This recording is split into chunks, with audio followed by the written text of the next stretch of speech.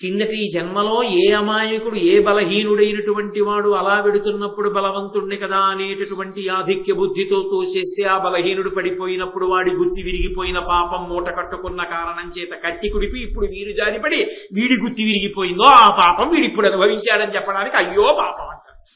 సానుభూతి కాదు, ఒకనాడు చేసుకున్నదే ఇప్పుడు అనుభవించాడని దాని గుర్తు. అందుకని అయ్యో పాపం అంటారు. అయ్యో పాపం అంటే సిగ్గుపడాలి. ఈశ్వర ఇంకో మాట ఇలా అనిపించుకోకుండా నన్ను బతకని అని అడగాలి. కాబట్టి ఆ కర్మకి ఫలితం లేదంటానే అది వెంట వస్తూనే ఉంటుంది. నువ్వు చేసిన చేష్టితములు నిన్నే తరుగుతాయి. కాబట్టి నేను చేసింది ఏదో ఉంది అందుకే ఇలా పుట్టా, నేను చేసుకున్నది ఏదో ఉంది అందుకే ఇలా పుట్టినా ఇంత జ్ఞానం ఉంది. నువ్వు చేసుకున్నది ఏదో ఉంది అందుకే కౌశికుడు బ్రాహ్మణుడిగా వచ్చావు, నువ్వు చేసుకున్న దోషం కూడా ఏదో ఉంది అందుకే అసలు ఉండవలసిన జ్ఞానం లేకుండా పోయి కోపం ఎక్కువైపోయింది, పతివ్రత చేత నా దగ్గరికి పంపబడ్డావు. కాబట్టి ఎవరు చేసుకున్న కర్మ వాళ్ళని అనుభవించవలసిందే అనడానికి మన ఇద్దరికన్నా ఇంకా ప్రబల సాక్ష్యం ఏమిటయా? ఇలా అడుగుతున్నావు ఏమిటి? విచిత్రం కదూ. ఈ యొడలు విడిచి వేరొక కాయము గైకొని శరీరి కర్మ వచగతింపోయి సుఖదుఃఖములకను బాయక వెండియులు దేహ బంధము పొందు. ఈ శరీరం పడిపోతుందేమో కానీ శరీరంతో చేసిన కర్మ జీవుడితో పాటు వస్తుంది. సుఖ దుఃఖములను అనుభవింపజేయడానికి ఏ శరీరంలోకి వెళ్లాలో నిర్ణయించి ఈశ్వరుడు దాన్ని బట్టి ఆ శరీరంలోకి పెడతాడు. ధర్మవ్యాధునితో కౌశికుడు మాట్లాడుతున్నాడు. కౌశికునికి ధర్మవ్యాధుడు ప్రబోధం చేస్తున్నాడు. కౌశికుని మనసులో ఉండిపోయినటువంటి అనుమానం ఏమిటంటే ఈయన 4వ వర్ణములకు చెందినవాడు కదా, అందున విశేషించి మాంసాన్ని అమ్ముతున్నాడు. ఈయనకి ఇంత ధర్మ ప్రబోధం చెయ్యగలిగినటువంటి శక్తి ఎలా వచ్చింది? ఏమి అనుష్ఠానం చేశాడు? ఎలా తెలుసుకోగలిగాడు? ఇక్కడ మీరు పట్టుకోవలసినటువంటి రహస్యం ఒకటి ఉంది. అందరూ ఒక మార్గాన్ని పట్టుకుని చరించాలని లేదు. ఇది వేద హృదయం. అందుకని వ్యాసుడు పంచమ వేదమైనటువంటి మహాభారతంలో ధర్మవ్యాధుని ద్వారా మరొకసారి నొక్కి చెప్పిస్తున్నాడు ఆ మాట. ఎవరు ఏది చేస్తే తరిస్తారో శాస్త్రం చెప్పింది. అది విడిచిపెడితే పాడవుతాడు, అది చేస్తే చాలు తరించిపోతాడు. ఇంకా మళ్ళీ నేనేదో ఎవరిలాగో చేయలేదన్న బెంగేం అక్కర్లేదు. ధర్మవ్యాధుడు 4వ వర్ణమునకు చెందినవాడు. 4వ వర్ణము వారు ఏ ధర్మాన్ని పాటించాలో ఆ ధర్మాన్ని పాటించాడంతే. అంతకు మించి ఆయన ఇంకేం చేయలేదు. అది పాటించినంత మాత్రం చేత ఆయన ఏమైపోయాడంటే ఒక సద్బ్రాహ్మణుడు ఎలా పండిపోతాడో అలాగే పండిపోయాడు. తప్పించి మీకు నేను ఇంకా తేలికగా అర్థమయ్యేటట్టు చెప్పాలి అంటే గడ్డివాము ఉంటుంది.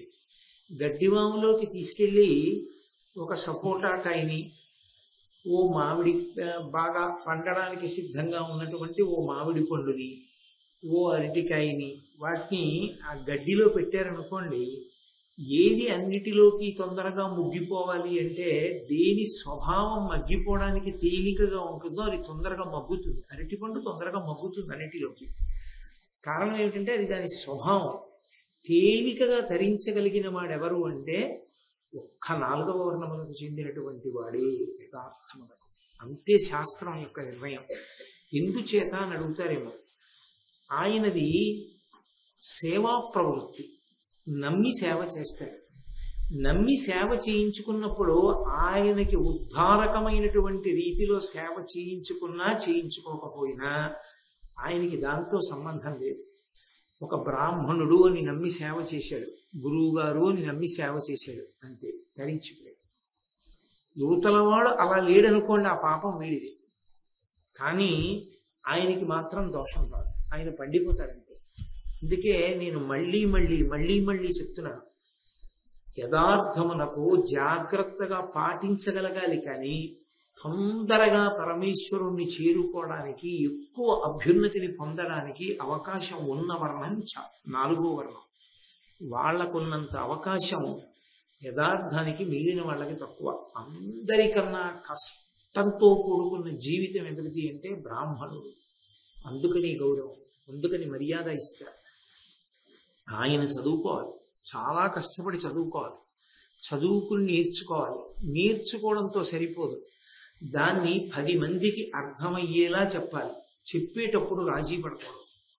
నేను ఇలా చెప్తే నన్ను ఏమైనా అనుకుంటారేమో అనేటటువంటి భయం ఉండకూడదు. శాస్త్రాన్ని నమ్మి శాస్త్రంలో ఉన్నది మాట్లాడగలగాలి. ఎందుకంటే ముందు తనకి లోపల నమ్మకం ఉండాలి. నేను చెప్తున్నది సత్యం, నేను అవతల వాళ్ళని పాడు చేయడానికి చెప్పట్లేదు. నేను చెప్తున్నది సత్యం, నమ్మిన వాళ్ళు తప్పకుండా వృద్ధిలోకి వస్తారు అనుకున్నప్పుడు ధైర్యంగా దాన్ని చెప్పగలగాలి. 10 మంది యొక్క అభ్యున్నతి కొరకు తాను పాటుపడగలగాలి. కాబట్టి ధర్మవ్యాధుడు మాట్లాడుతూ అంటున్నాడు, తనకుల ధర్మము విడువక మనుట పరమ ధర్మమండ్రు మాన్యులు, చిత్తంబున కృపకలుగుట ముఖ్యము పని, సైరిన వలయు అఖిల భావములందు. 4వ వర్ణం వాళ్ళు తరించిపోవడానికి ప్రధానమైనటువంటి కారణాలు ఏవో చెప్తున్నాడు. మొట్టమొదట 3 కారణాలు చెప్పాడు. ఏది కులవృత్తియో ఆ కులవృత్తి చెయ్యడంలో దోషము రాదు. 2, అన్నిటికన్నా మనసులో దయ కలిగి ఉండడం అనేటటువంటిది ప్రధానమైన ధర్మం. అందరికీ సమాన ధర్మములు ఉంటాయి, అవి కొంతమందికి కాదు, అందరికీ. అందులో దయ ఒకటి. కాబట్టి మనసు యందు దయ కలిగి ఉండడం. 2, ఇతరులు చెప్పినటువంటి విషయంలో మంచిని గ్రహించడానికి తాను సిద్ధపడ్డాం. తప్ప మేము అనుకుంటున్నదే సత్యం అని చెప్పి వినడానికి వచ్చారనుకోండి, అప్పుడు అవతల వారు చెప్పిన దాన్ని వినడానికి మనసు సిద్ధంగా ఉండదు. మనసుకు ఉండేటటువంటి అత్యంత ప్రమాదకరమైన పోకడల్లో ఒకటి ఏంటంటే, ఏమీ తెలియకుండా ఒక ఊహా చిత్రాన్ని గీసి నిర్ణయాలు చేస్తుంటుంది. అది దానికి ఉండే లక్షణం. అందుకే చూడండి, ప్రిజుడీస్ అంటారు ఇంగ్లీష్లో అయితే. అది తనంత తానుగా ఒక పక్షపాతాన్ని అలవాటు చేసుకుంటుంది. దానికి ఏం సంబంధం ఉండదు. అసలు అవతల వ్యక్తి తెలియడు. రైల్లో యువతల పక్కన తను కూర్చుంటాడు, ఎదురుగుండా ఎవరో వచ్చి కూర్చుంటాడు. పెట్టి జాగ్రత్త, కొంచెం అనుమానంగా ఉంది అంటాడు. అవతల కూర్చున్న వాడిని చూసి పెట్టి జాగ్రత్త, అనుమానంగా ఉంది అనడానికి ఆయన ఈయన అనుకున్నట్లు లేడు. అందుకని ఆయన దొంగేమోనని తాను అపోహపడతాడు. ఒక్కొక్కసారి ఆయన చాలా మహోన్నతమైనటువంటి వ్యక్తి కావచ్చు. All the glitters is not gold అని ఇంగ్లీష్లో ఒక ప్రొవెర్బ్. మెరిసేదంతా బంగారం కాదు అని. కాబట్టి ఎదురుగుండా కనపడినవన్నీ నిజం కావచ్చు, కాకపోవచ్చు. కానీ మనసుకుండే లక్షణం ఏంటంటే ప్రతి దాంట్లోనూ అటువంటి స్థితిని కల్పిస్తుంది. ఒక పుస్తకం ఇచ్చి చదవండి అన్నాను అనుకోండి, ఇలా చూడగానే 2 వాక్యాలు చదువుతాడు, ఓ నిర్ణయానికి వచ్చేస్తాడు. అలా కాదు, దేనికైనా సరే పక్షపాత రహితముగా ముందు మనసు సిద్ధం కావాలి. ఒక ఉపన్యాసం వినడానికి వెళ్తున్నాం అనుకోండి, ముందు పక్షపాతాన్ని పక్కన పెట్టాలి. ఆయన చెప్పే దాంట్లో సారం ఉన్నదా, ఆయన చెప్తున్నది సాధికారికమా, దాన్ని అంగీకరించడానికి మనసు సిద్ధపడాలి. అలా అంగీకరించడానికి మనసు సిద్ధం కావడం అనేటటువంటిది చాలా ఉన్నతమైన స్థితిని పొందడానికి యోగ్యమైనటువంటి మనస్సు అని గుర్తు. నేను మీతో ఒక యథార్థం చెప్తున్నాను. మనసు అలా ఉంటే ఇంకా ఆయన తనంత తాను చేసుకోవలసినది ఏమీ ఉండదు. ఆయన చాలా సులువుగా పైకెక్కేస్తాడు. అది ఎలాంటిది అంటే లిఫ్ట్లో నించోవడం లాంటిది. కానీ ఏం కష్టపడక్కర్లా, జాగ్రత్తగా లిఫ్ట్ డోర్ వేసి ఏ అంతస్తుకి వెళ్ళాలో నొక్కితే చాలు, వెళ్ళిపోతాడు. మనసు ముందు పక్షపాతాన్ని విడిచిపెట్టి వినడానికి సిద్ధపడగలిగితే చాలు. ఆ పక్షపాతం విడిచిపెట్టనంతసేపు ఎన్ని వినండి, అది పక్కకి వెళ్ళి వంక పెడుతుంది. అలా కాకుండా పక్షపాత రహితముగా ఉండడానికి సిద్ధపడితే అవతల వారి యొక్క అభిప్రాయాన్ని వింటుంది, విని మంచి చెడులను విచారణ చేస్తుంది నిష్పక్షపాతంగా. శాస్త్రమునకు ఆయన చెప్పింది అత్తింది, నేను అలా అనుకోలేదు, నాది దోషం, కాబట్టి దిద్దుకుంటానండి. కాబట్టి అది ఉండాలి. సైరణ వలయు అఖిల భావములందు అని. నేనేం చేస్తుంటాను అని కదా నీ ఉద్దేశ్యం కౌశికుడా, నేనేం చేస్తూ ఉంటానో చెప్తాను విను. వినయము విస్తరిల్ల గురు వృద్ధ జనాతిథి విప్ర దేవతార్చనలోనరిందు, సత్యమును శౌచము ఏమర ఈగి మన్ననందనుపుదు, భృత్య బంధుతతి దల్మి వహిందు, అసూయ చేయ ఇందును మది తృష్ణ స్వంప, పరదోష కథా విముకుండ నిప్పుడు. నేను పాటించేటటువంటి ధర్మాలు వీటిని పాటిస్తూ ఉంటాను. అంటే మీరు జాగ్రత్తగా అర్థం చేసుకోగలిగితే ఇవే పరమ జాగ్రత్తగా గుర్తు పెట్టుకుని పాటించవలసినటువంటివి. వినయము విస్తరిల్ల గురు వృద్ధ జనాతిథి విప్ర దేవతార్చనలొనరింతు. వినయము విస్తరిల్లా, పరమ వినయంతో. వినయము అన్న మాట ఎప్పుడు వస్తుంది? నేను వినయంగా ఉంటానండి అన్నాను అనుకోండి, ఒక్కనాటికి ఉండలేదు. వినయంగా ఉండడం ఎప్పుడు అలవాటు అవుతుంది అంటే నేను లఘువుని అని ముందు నేను నిశ్చయం చేసుకోవాలి. అవతల వాళ్ళు గురువు ఎప్పుడు అవుతారంటే నేను లఘువునైతే తప్ప, అవతలవాడు గురువు ఎప్పటికీ కాలేడు మీరు లఘువు కావడానికి ఇష్టపడనంతసేపు. మీరు నా హృదయాన్ని పట్టుకున్నారో లేదో, నేను లఘువు కావడం అన్న మాటకు అర్థం ఏంటంటే వారికన్నా నాకు అన్నీ తక్కువే తెలుసు, వారంత గొప్పవాడిని నేను కాను అని నేను అనుకున్నాను అనుకోండి, నేను ఎవరి ముందు నించున్నానో వాళ్ళ ముందు నా తల ఉంచుతాను. అసలు ఏదో అలా పిలుస్తున్నాం కానండి, ఏదో సైకిల్ చక్రంలో గాలి కొట్టించుకోవడానికి వెళ్ళి గురువు గాలి కొట్టంటాడు. ఆ గురువు గారికి జీవితంలో గురువు గారికి తేడా లేదనుకోండి, ఇంకా వినయం ఎక్కడి నుంచి వస్తుంది? పేరు గురువు గారు అంటారు. నేను చూస్తుంటాను, గురువుగారు మీకు తెలియదు, మేము చెప్పినట్టు వినండి అంటారు. ఇంకేం గురువుగారు? అది కాదు.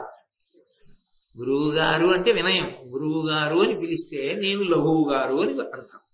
కాబట్టి అక్కడ నేను చెప్పడానికి ఏమి ఉండదు, నేను వినేవాడిని. ఆయన నాకు సలహా కాదు, ఆయన నాకు చెప్పింది శాసనం.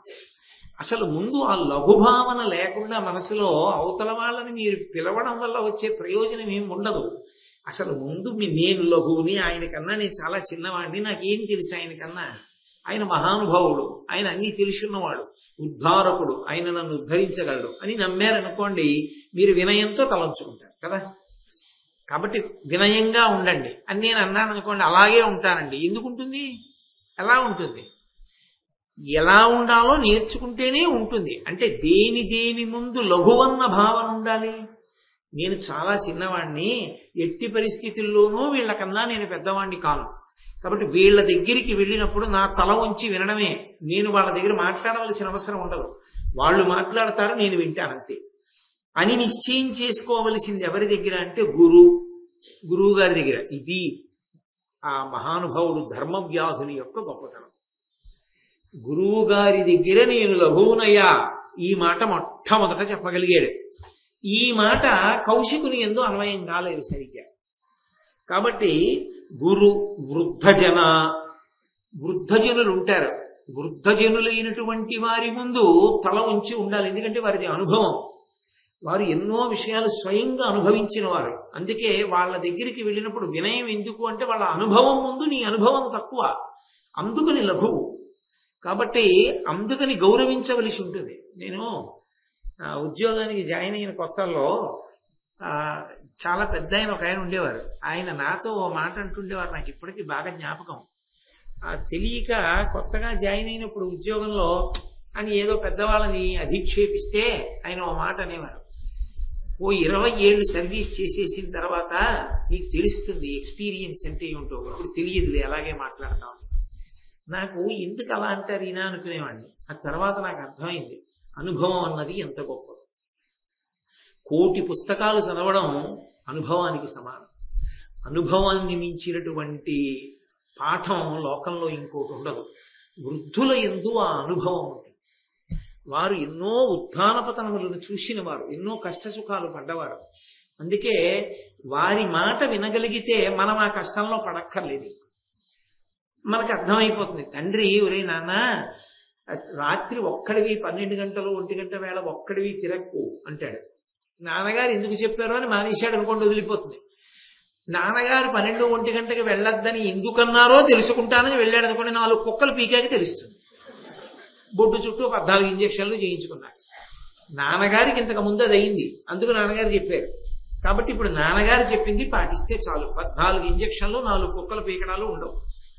వృద్ధులు నీకన్నా ఎప్పుడూ గురువులే, నువ్వు లఘువే దాని ముందు, ఎందుకంటే ఆ అనుభవం నీకు లేదు. కాబట్టి గురు వృద్ధజన అతిథి. అతిథి అంటే మనం పిలిస్తే వచ్చినవాడు అతిథి. మనం ఆహ్వానిస్తాం, అయ్యా మా ఇంటికి ఇవాళ దేవతార్చనకి రండి అంటాం. దేవతార్చన అంటే భోజనం చేయండి అనకూడదు, దేవతార్చనకి రండి అనాలి. అలా వస్తే అతిథి. ఆయన ఒక తిథి నాడు ఉంటాడు, రెండవ తిథి నాడు ఉండడు. ఏదో ద్వాదశి నాడు వచ్చాడు అనుకోండి, త్రయోదశి నాడు ఉండదు, వెళ్ళిపోతాడు. ఆయన అతిథి. అభ్యాగతి అంటే మీరు పిలవకుండానే వచ్చినవాడు, మీ అదృష్టం పండింది అని గుర్తు. అభ్యాగతికి నియమం ఏమిటంటే, అభ్యాగతి వచ్చారు అంటే మీరు భోజనం చేసే సమయంలో అభ్యాగతి వచ్చారనుకోండి, ఏదైనా పెట్టి తినాలి. పరమేశ్వరుడు ఆ రూపంలో వచ్చి ఉన్నాడు అని గుర్తు. ఎందుకంటే మీరు పిలవలేదు, వాళ్లే వచ్చారు. కాబట్టి అది అభ్యాగతి. అతిథి కన్నా కూడా అభ్యాగతిని మరింత మర్యాదతో చూడాలి అని శాస్త్రం. అది బంధువులకు మాత్రం వర్తించదు. బంధువులు అభ్యాగతి కారు, బయట వాళ్ళు అభ్యాగత అవుతారు. ఎందుకంటే బంధువులు ఎప్పుడైనా రావడానికి అధికారం పొంది ఉంటారు. అందుకని అభ్యాగతి అని అనడం కష్టం అవుతుంది. కాబట్టి గురు వృద్ధ జనా అతిథి విప్ర దేవతార్చనలొనరింతు. విప్ర అంటే బ్రాహ్మణులు. బ్రాహ్మణులను ఎందుకు గౌరవించడం అని అనుమానం అక్కర్లేదు. బ్రాహ్మణులు వేదాన్ని చదువుకుని ఉంటారు. వేదమే ప్రమాణం. నాయన ఇది ఇలా చేసుకో, ఇది ఇలా చేసుకో అని ఉదారుడై చెప్తాడు కాబట్టి బ్రాహ్మణుడికి భూసురుడని పేరు. భూలోకమనందు దేవత. భగవంతుని యొక్క అనుగ్రహాన్ని తేవడంలో ఆయన సిద్ధహస్తుడు. కాబట్టి మన పనుపున ఈశ్వరుడికి నివేదన చేస్తాడు. ఏదైనా సరే మన గోత్రం నామం చెప్తే మన పనుపున ఆయన పూజ చేస్తాడు. మనకు ఆయన ముహూర్తం పెడతాడు. మన పనుపున ఆయన పూజ చేస్తాడు వరుణి పుచ్చుకొని. అన్నీ మన కొరకు చేసి పెట్టి ఈశ్వరానుగ్రహాన్ని మనకి తెచ్చి పెడతాడు. కాబట్టి విప్ర పూజ చెయ్యాలి. కాబట్టి విప్ర దేవతార్చనలొనరింతు. దేవతల యొక్క పూజ దేవతలు అనుగ్రహించగలరు. మనకి లేనిది వాళ్ళు కటాక్షించగలరు. అందుకని దేవతల దగ్గర నేను చిన్నవాడినన్న భావనతో పూజ చేయాలి. అందుకని నేను చేసే పని ఏమిటో తెలుసా? యాంత్రికంగా చెయ్యాలి. వీళ్ల ముందు నిలబడినప్పుడు నేను లఘువు అన్న భావనతో నేను నిలబడతాను. సత్యమును శౌచమును ఏమరా. సత్యము అంటే అబద్ధం ఎప్పుడు ఆడడం. శౌచము అంటే అంతఃశౌచము బాహ్య శౌచము అని రెండు ఉంటాయి. బాహ్యమునందు శౌచం ఎందుకు పోతుంది అంటే ఈ శరీరానికి అదో లక్షణం. అది ఎప్పుడు మలాన్ని విసర్జిస్తూ ఉంటుంది. ఏకకాలమునందు కాదు, అది ఎప్పుడూ విసర్జిస్తూ ఉంటుంది. చెవి ఉందనుకోండి, గులిమి పడుతూ ఉంటుంది. కన్ను పుసి కడుతూ ఉంటుంది. ముక్కులో శేష పదార్థం అంతా కూడా అట్ట కడుతూ ఉంటుంది. అది ఎక్కువైతే పవిత్ర కార్యం చేయడానికి ఆ అధికారం ఉండదు. అందుకని స్నానం చేస్తే శౌచం కలుగుతుంది. అందుకని బాహ్య శౌచాన్ని నిలబెట్టుకోవడానికి స్నానం, అంతఃశౌచాన్ని నిలబెట్టుకోవడానికి పవిత్రమైనటువంటి భావన, భగవత్ సంబంధమైన భావనల చేత లోపల శౌచము నిలబడుతుంది. అందుకని నేను బాహ్యమునందు ఆంతరమునందు శౌచమును నిలబెట్టుకుంటాను. లోపల అపవిత్రమైన ఆలోచనలు నేను దగ్గరికి రానివ్వను. ఎప్పుడు ఏది ఆలోచించినా చాలా మంచి హృదయంతో ఆలోచన చేస్తాను. అవతల వాళ్ళు చెడ్డవాళ్ళు అని మొదలు పెట్టాను, అవతల వాళ్ళు మంచి వాళ్ళు అని ఆలోచన ప్రారంభం చేస్తాను. దాన్ని అంతఃశౌచము అంటారు. కాబట్టి నేను ఆ శౌచాన్ని నిలబెట్టుకుంటూ ఉంటాను. అలాగే ఈ మన్ననందనుపుదు, నేను ఈయన నా వలన ఇది పొందితే ఆయనకి ఒక గొప్ప ఉపకారం జరుగుతుంది, అలా చేయడానికి నా దగ్గర అవకాశం ఉందనుకుంటే ఒక్క క్షణం ఆలోచించను ఉపకారం చేయడానికి. అది నేను దాచేసుకుందామని ఆలోచించను. నా దగ్గర ఉన్నది ఆయన దగ్గర లేనిది, ఆయన దగ్గర అది లేదు. అది లేకపోయినా లేనందున ఆయన ఒక గొప్ప పని చేసుకోలేకపోతున్నాడు. నా దగ్గర ఉంది. ఇప్పుడు నా దగ్గర ఉన్నది ఆయనకిచ్చి ఆయన శాస్త్రానికి నిలబడేటట్టు చేసి నేను తరించగలను అని ఆలోచించి వెంటనే చేస్తాను. అది దానము అన్న మాటకు అర్థం. అందుకని చతుర్థి విభక్తి వేస్తారు. దానం చేసేటప్పుడు నాది కాదు అన్న భావనతో ఇచ్చేస్తారు. దానం చేసేటప్పుడు మనసులో ఉండవలసినటువంటి లక్షణం అది. సంతోషంతో ప్రహృష్ట హృదయంతో చెయ్యాలి. అవతల వాడికి లేదు అని ఇవ్వడం కాదు, నన్ను ఉద్ధరించడానికి అవకాశం వచ్చింది అని చేస్తారు. నేను మీకు ఒక ఉదాహరణ చెప్పాలి అంటే, ఒక ఆయనకు ఒక పెద్ద కారు ఉంది, ఇంకొక ఆయన పెళ్లి చేసుకుంటున్నాడు. ఆయన పాపం అంత డబ్బున్నవాడు కాదు.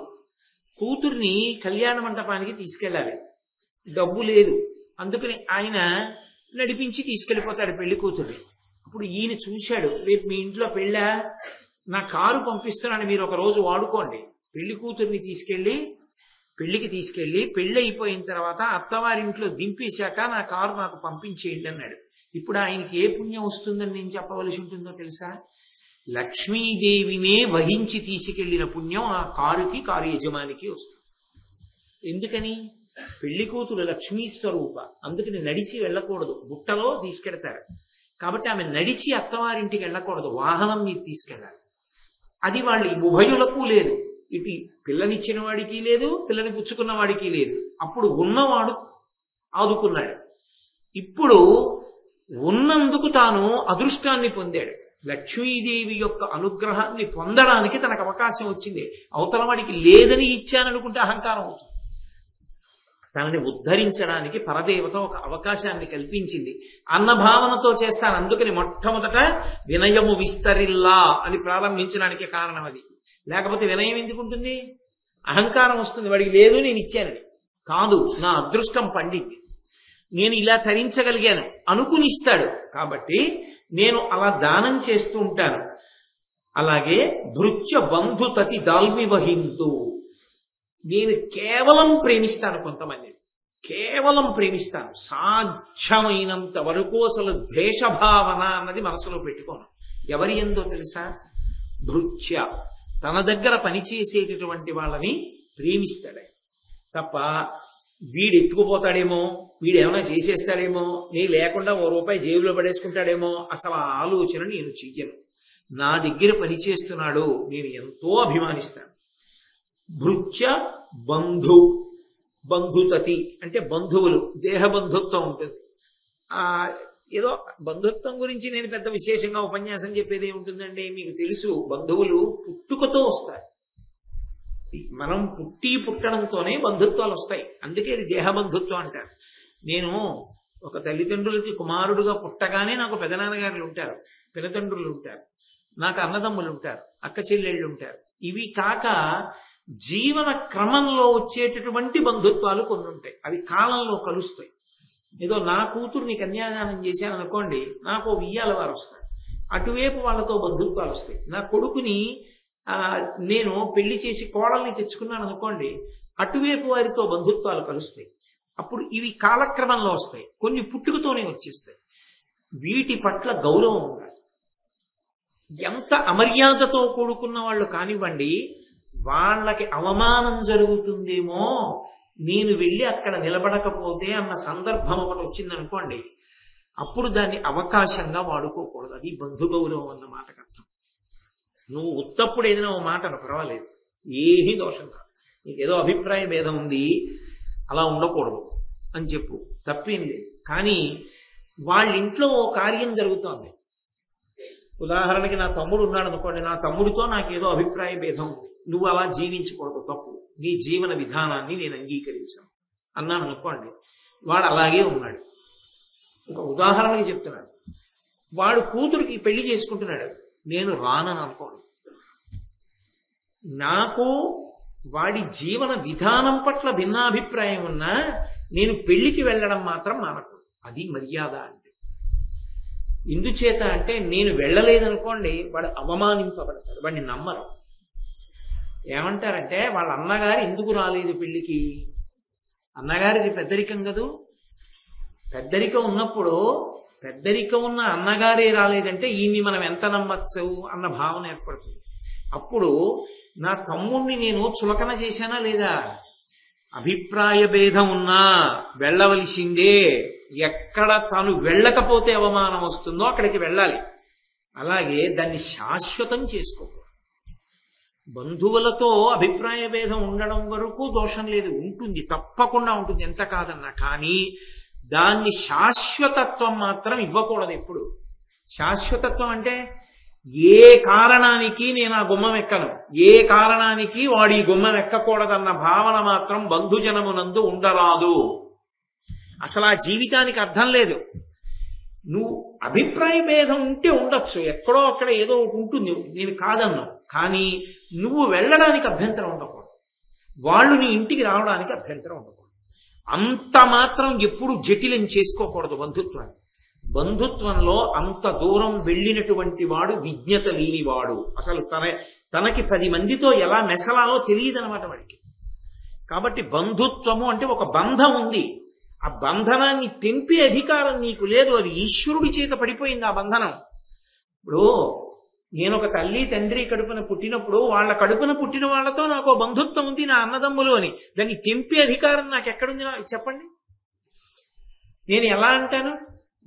వాడికి నాకు సంబంధం లేదండి. కొందరు తెలిసి తెలియని ధూర్త ప్రలాపనలు మాట్లాడతారు. వాడు చచ్చిపోయాడు నేను స్నానం చేశానంటుంటారు. అఘాయిత్యం మాటలు. అంటే అసలు వాడికి జీవితం తెలియదు మాట్లాడడం. నువ్వెవరివి తెంపుకోవడానికి? ఒక్కనాటికి తెగదా బంధం. నీ శరీరం ఉన్నంత కాలం వాళ్ళు నీ అన్నదమ్ములే, వాళ్ళు నీ అక్క చెల్లెళ్లే. బంధుత్వాలన్నీ అలాగే నిలబడతాయి. నువ్వు వదులుకున్న బంధుత్వాలు, అందుచేత నువ్వు పాడైపోయావు అంతే. అందుకే పెద్దలైనటువంటి వారి ఇంటికి వాళ్ళు ఇష్టపడని వాళ్ళు కూడా వచ్చి అన్నం తినెడతారు. పెద్దలైన వారు బంధుగృహానికి వాళ్ళ జీవన విధానము ఇష్టం లేకపోయినా పెడతారు. ఎందుకో తెలుసా? అది వాళ్ళ మర్యాద. తన మర్యాద తాను నిలబెట్టుకోవాలి. తన మర్యాద అవతల వాడి వల్ల తను పోగొట్టుకోవడం ఏంటి? మళ్ళీ వెరితనం కాదది. అది బంధువుల యందు జాగ్రత్తగా ఉండుట అన్న మాటకు అర్థం. అది తప్పించి అసలు అదే రాలేదనుకోండి, ఈశ్వరుడు నువ్వు ఇవి తెంపుకోకురా అని కొన్ని సంబంధాలు పెట్టాడు. మిగిలినవి నీ ఇష్టం, ఉంచుకుంటే ఉంచుకో, తెంపుకుంటే తెంపుకో అన్నాడు. వాటిని తెంపుకోకుండా ఉండడమే నీకు చేత కాలేదు. నిన్ను ఎవరు నమ్మాలి నాకు చెప్పండి? నాకేదో ఓ తమ్ముడు ఉన్నాడో అక్కుందో చెల్లుందనుకోండి, వాళ్లతోనే అసలు నేను జీవితంలో గుమ్మం ఎక్కను, జీవితంలో నా ఇంటికి రాకూడదన్నాను అనుకోండి, ఉన్న 10 మందితో నాకు అలాంటి సంబంధం లేకపోతే, ఈశ్వరుడిచ్చిన బంధాల్లో నేను నిలబెట్టుకోలేకపోతే, బయట మీరు నన్ను ఎలా నమ్ముతారు? నేను మీ ఇంటికి వస్తానని, మిమ్మల్ని నా ఇంటికి రానిస్తానని మీరు నమ్మగలరా నన్ను? నా శీలమునకది పరీక్ష అవుతుంది. వాడి మాట దేవుడు. అందుకే బంధువుల ఎడల సుహృద్భావన కలిగి ఉండుట అన్న మాటలోని పరిణితికి అర్థం అది. అలాగని అంటకాగిపోకూడదు. నీకు పరమ భేదాభిప్రాయం ఉంది, అలా ఉండకూడదు, అది వైదికం కాదు, అలా జీవించకూడదనుంది. అంటకాగిపోకూడదు. ఎక్కడుంచాలో అక్కడ ఉంచాలి. ఎక్కడుంచాలో అన్న మాటలో అర్థం అసలు వెళ్ళకపోవడము అన్నది ఉండకూడదు. తెలిసి ఉండాలి. ఆయన అంగీకరించడం మన జీవన విధానాన్ని. కాబట్టి ఆయన మర్యాద అది అంతే. ఆయనలా మనం బతకలేము. ఆయన అలా బతకగలడు. ఆయనకి ఆ సంస్కారం ఉందని తనతో విభేదించేవాడు కూడా ఒప్పుకోగలగాలి, అలా ప్రవర్తించగలగాలి. నేను అలా ప్రవర్తిస్తాను, అది ఆయన పరిణితి. ధర్మవ్యాధుడు చూడడానికి మాంసం అమ్మేవాడిలా ఉంటాడు, 4వ వర్ణమునకు చెందినవాడు, కానీ ఆయనకి ఎంత పరిణితి ఉందో చూడండి. కాబట్టి భృత్యు బంధుతతి దాల్మి వహింతు అసూయ చెయ్య. నేను అసూయ దగ్గరికి రానివ్వ. అసూయ అన్న మాటకు అర్థం ఏంటో తెలుసా? తనకి లేదని ఏడవడం కాదు, వాడికి ఉందని ఏడవడం. ఇప్పుడు దానివల్ల వచ్చే ప్రమాదం ఏమిటంటే, నాకు లేదని నేను ఏడిచాను అనుకోండి, ఆ ఏడుపు మాన్పచ్చు. అవతల వాడికి ఉందని ఏడిచాను అనుకోండి, నా ఏడుపు మాన్పడం మీ చేతిలో లేదు. నాశనం అవడం ఒక్కటే జవాబు ఉంటుంది. ఎందుకని? నాకు లేదని ఏడిస్తే ఓ 100 రూపాయలు మీరు ఇవ్వచ్చు. నాకు ఇల్లు లేదని ఏడిస్తే మీరు ఇల్లు కట్టించవచ్చు. నాకు ఆవు లేదని ఏడిస్తే మీరు ఆవు ఇవ్వచ్చు. అవతల వాడికి 1000 రూపాయలు ఉన్నాయని ఏడిస్తే మీరు వాడు 1000 రూపాయలు ఎత్తు రావాలి అంతే. అప్పుడు మీరు ఎలా నన్ను పోని 1000 రూపాయలు అట్టుకొచ్చారు, ఇంకోటి చూసి ఏడుస్తాను. ఆ గుణం లోపల ఉన్నప్పుడు ఏడవకుండా ఎలా ఉంటాను? అప్పుడు ఎంత ఉంటే నేను తృప్తిగా ఉంటాను చెప్పండి? అది ప్రమాదం. అసూయ అన్న మాటకు అర్థం ఏంటంటే, తనకి లేదని ఏడవడం కాదు, ఇంకోటికి ఉందని ఏడవడం. అది బహుప్రమాదకారి. అలా ఉండకూడదు. అందుకే దానికి విరుగుడు చెప్తుంది శాస్త్రం. దానికి విరుగుడు ఏమిటంటే, అవతల వాడిని తనవాడిగా భావన చేయడం. మా అండం నేర్చుకున్నారనుకోండి, మీకు భేదం ఉండదు. ఎవరినైనా చెప్పేటప్పుడు ఎవరు అనుకుంటున్నారు? మా కుటుంబరావు గారండి అంటున్నారు అనుకోండి, మీకు అసూయ ప్రబలదు. ఎందుకంటే మావాడు అన్నప్పుడు ఆయనవన్నీ మీవే. ఆ సంతోషం మీకుంటుంది, అసూయ ఏర్పడదు. 2, చక్కగా అలా వృద్ధిలోకి రావాలి. అలాంటి వాళ్ళు 10 మంది స్నేహితులు ఉంటే కదా మనకి రేపు పొద్దున్న ఏమైనా అవసరం వస్తే ఆదుకునే వాళ్ళు ఉంటారు. వాళ్ళు వృద్ధిలోకి రావాలి, అలా నిలబడాలనుకోవాలి. అది అసూయకి విరుగుడు తప్ప, అసూయని మీరు అవతలవాడు బాగుపడిపోతున్నాడని ఏడవడం అలవాటైపోయింది అనుకోండి, పరిష్కారం ఒక్కటే ఉంటుంది, నాశనం అయిపోవడం ఒకటే. అదే దుర్యోధనుడికి ఉంది. అందుకే బాగుపడలేకపోయాడు జీవితంలో. ఆయనకి లేక కాదు పాడైపోయింది, పాండవులకు ఉందని ఏడిచాడు. అది ఎవరూ ఏమీ చేయలేరు. ఎందుకంటే వాళ్ళకున్న పరాక్రమం అటువంటిది. ఎక్కడి నుంచి వస్తుంది రమ్మంటే ఇప్పుడు రాదు. అందుకని వాళ్ళ మీద అసూయ పడ్డాడు. అసూయ ఏం చేస్తుంది? కలహానికి దారి తీస్తుంది. ఆ కలహం ఏం చేస్తుందంటే ఇద్దరిలో ఎవరో ఒకళ్ళు ఉండేట్టు చేస్తుంది. పోయాడు దుర్యోధనుడు, ఉన్నారు పాండవులు. ప్రమాదకర గుణము, దాన్ని ప్రజ్వరిల్లనివ్వను. అసూయని పసిగడుతూ ఉంటాను, నన్ను నేను పరిశీలిస్తూ ఉంటాను. వాడు బాగుపడుతున్నాడని నేను ఏడుస్తున్నానా చూసుకుని వెంటనే ఊరుకోబెడతాను. నాకు ఇది చెప్తున్నప్పుడు మరి నేను ఈ మాట ఎంతవరకు చెప్పచ్చు అన్నది నా మీద నాకే నిశ్చితాభిప్రాయం లేదు. కానీ ఒక మంచి విషయమే కాబట్టి నేను ప్రస్తావిస్తే దోషం లేదు అని అనుకుంటున్నాను. నేను విశాఖపట్నంలో చదువుకునే రోజుల్లో ద్రోణంరాజు సత్యనారాయణ గారని ఒక రాజకీయ నాయకుడు ఒక పార్టీ మీద పోటీ చేశారు. తిన్నేటి విశ్వనాథం గారని వారు ఒక పార్టీ మీద పోటీ చేశారు. నేను ఏదో కారణానికి ఓ సెంటర్లో నిలబడి ఉన్నాను, ఏ బస్సు ఎక్కడానికో దేనికో. ఆ 4 రోడ్ల కూడల్లో మాట్లాడడానికి ఇట్నుంచి తిన్నేటి విశ్వనాథం గారు కారులో వచ్చారు, అట్నుంచి ద్రోణంరాజు సత్యనారాయణ గారు కారులో వచ్చారు. ద్రోణంరాజు సత్యనారాయణ గారు గెలిచే అవకాశాలు ఎక్కువగా ఉన్నాయని ఆ రోజుల్లో తిన్నేటి విశ్వనాథం గారికి తెలుసు. ద్రోణంరాజు సత్యనారాయణ గారు దిగారు, ఇటు విశ్వనాథం గారు దిగారు. అది పెద్దరికం అంటే. గబగబా వెళ్లి విశ్వనాథం గారు ద్రోణంరాజు సత్యనారాయణ గారి చేయి పట్టుకుని, బుద్ధుందా, ఎన్నికలు శాశ్వతం అనుకుంటున్నావా, 5 ఏళ్ళు ఏమిటా మొహం ఎంత నల్లగా ఉందో చూడు, ఎందుకు అంత తిరిగేస్తున్నావు, ఆరోగ్యం పాడైపోతే ఎవరిస్తారనుకుంటున్నావు, ఎండలో తిరక్కు అని తన కారులోంచి మజ్జిగ తెప్పించి ఇచ్చాడు. ఇస్తే ద్రోణంరాజు సత్యనారాయణ గారు మజ్జిగ తాగి విశ్వనాథం గారి కాళ్ళ మీద పడిపోయారు. మిమ్మల్ని నేను ఆశీర్వచనం అడగకూడదు, కానీ నేను గెలవాలని ఆశీర్వచనం చేయండి అన్నారు. ఒరేయ్, నేను గెలిచినా నువ్వు గెలిచినా కావలసింది అందరికీ క్షేమం చూడటమేనా, విజయీ భవ, తప్పకుండా గెలు. అది అసూయ లేక నా జీవితంలో నేను మరిచిపోలేని సంఘటన. అది అసూయ లేకుండా ఉండడం అంటే. అందుకే మహానుభావుడు తిన్నేటి విశ్వనాథం గారి పేరు చెప్తే ఇప్పటికీ అంత గౌరవిస్తారు.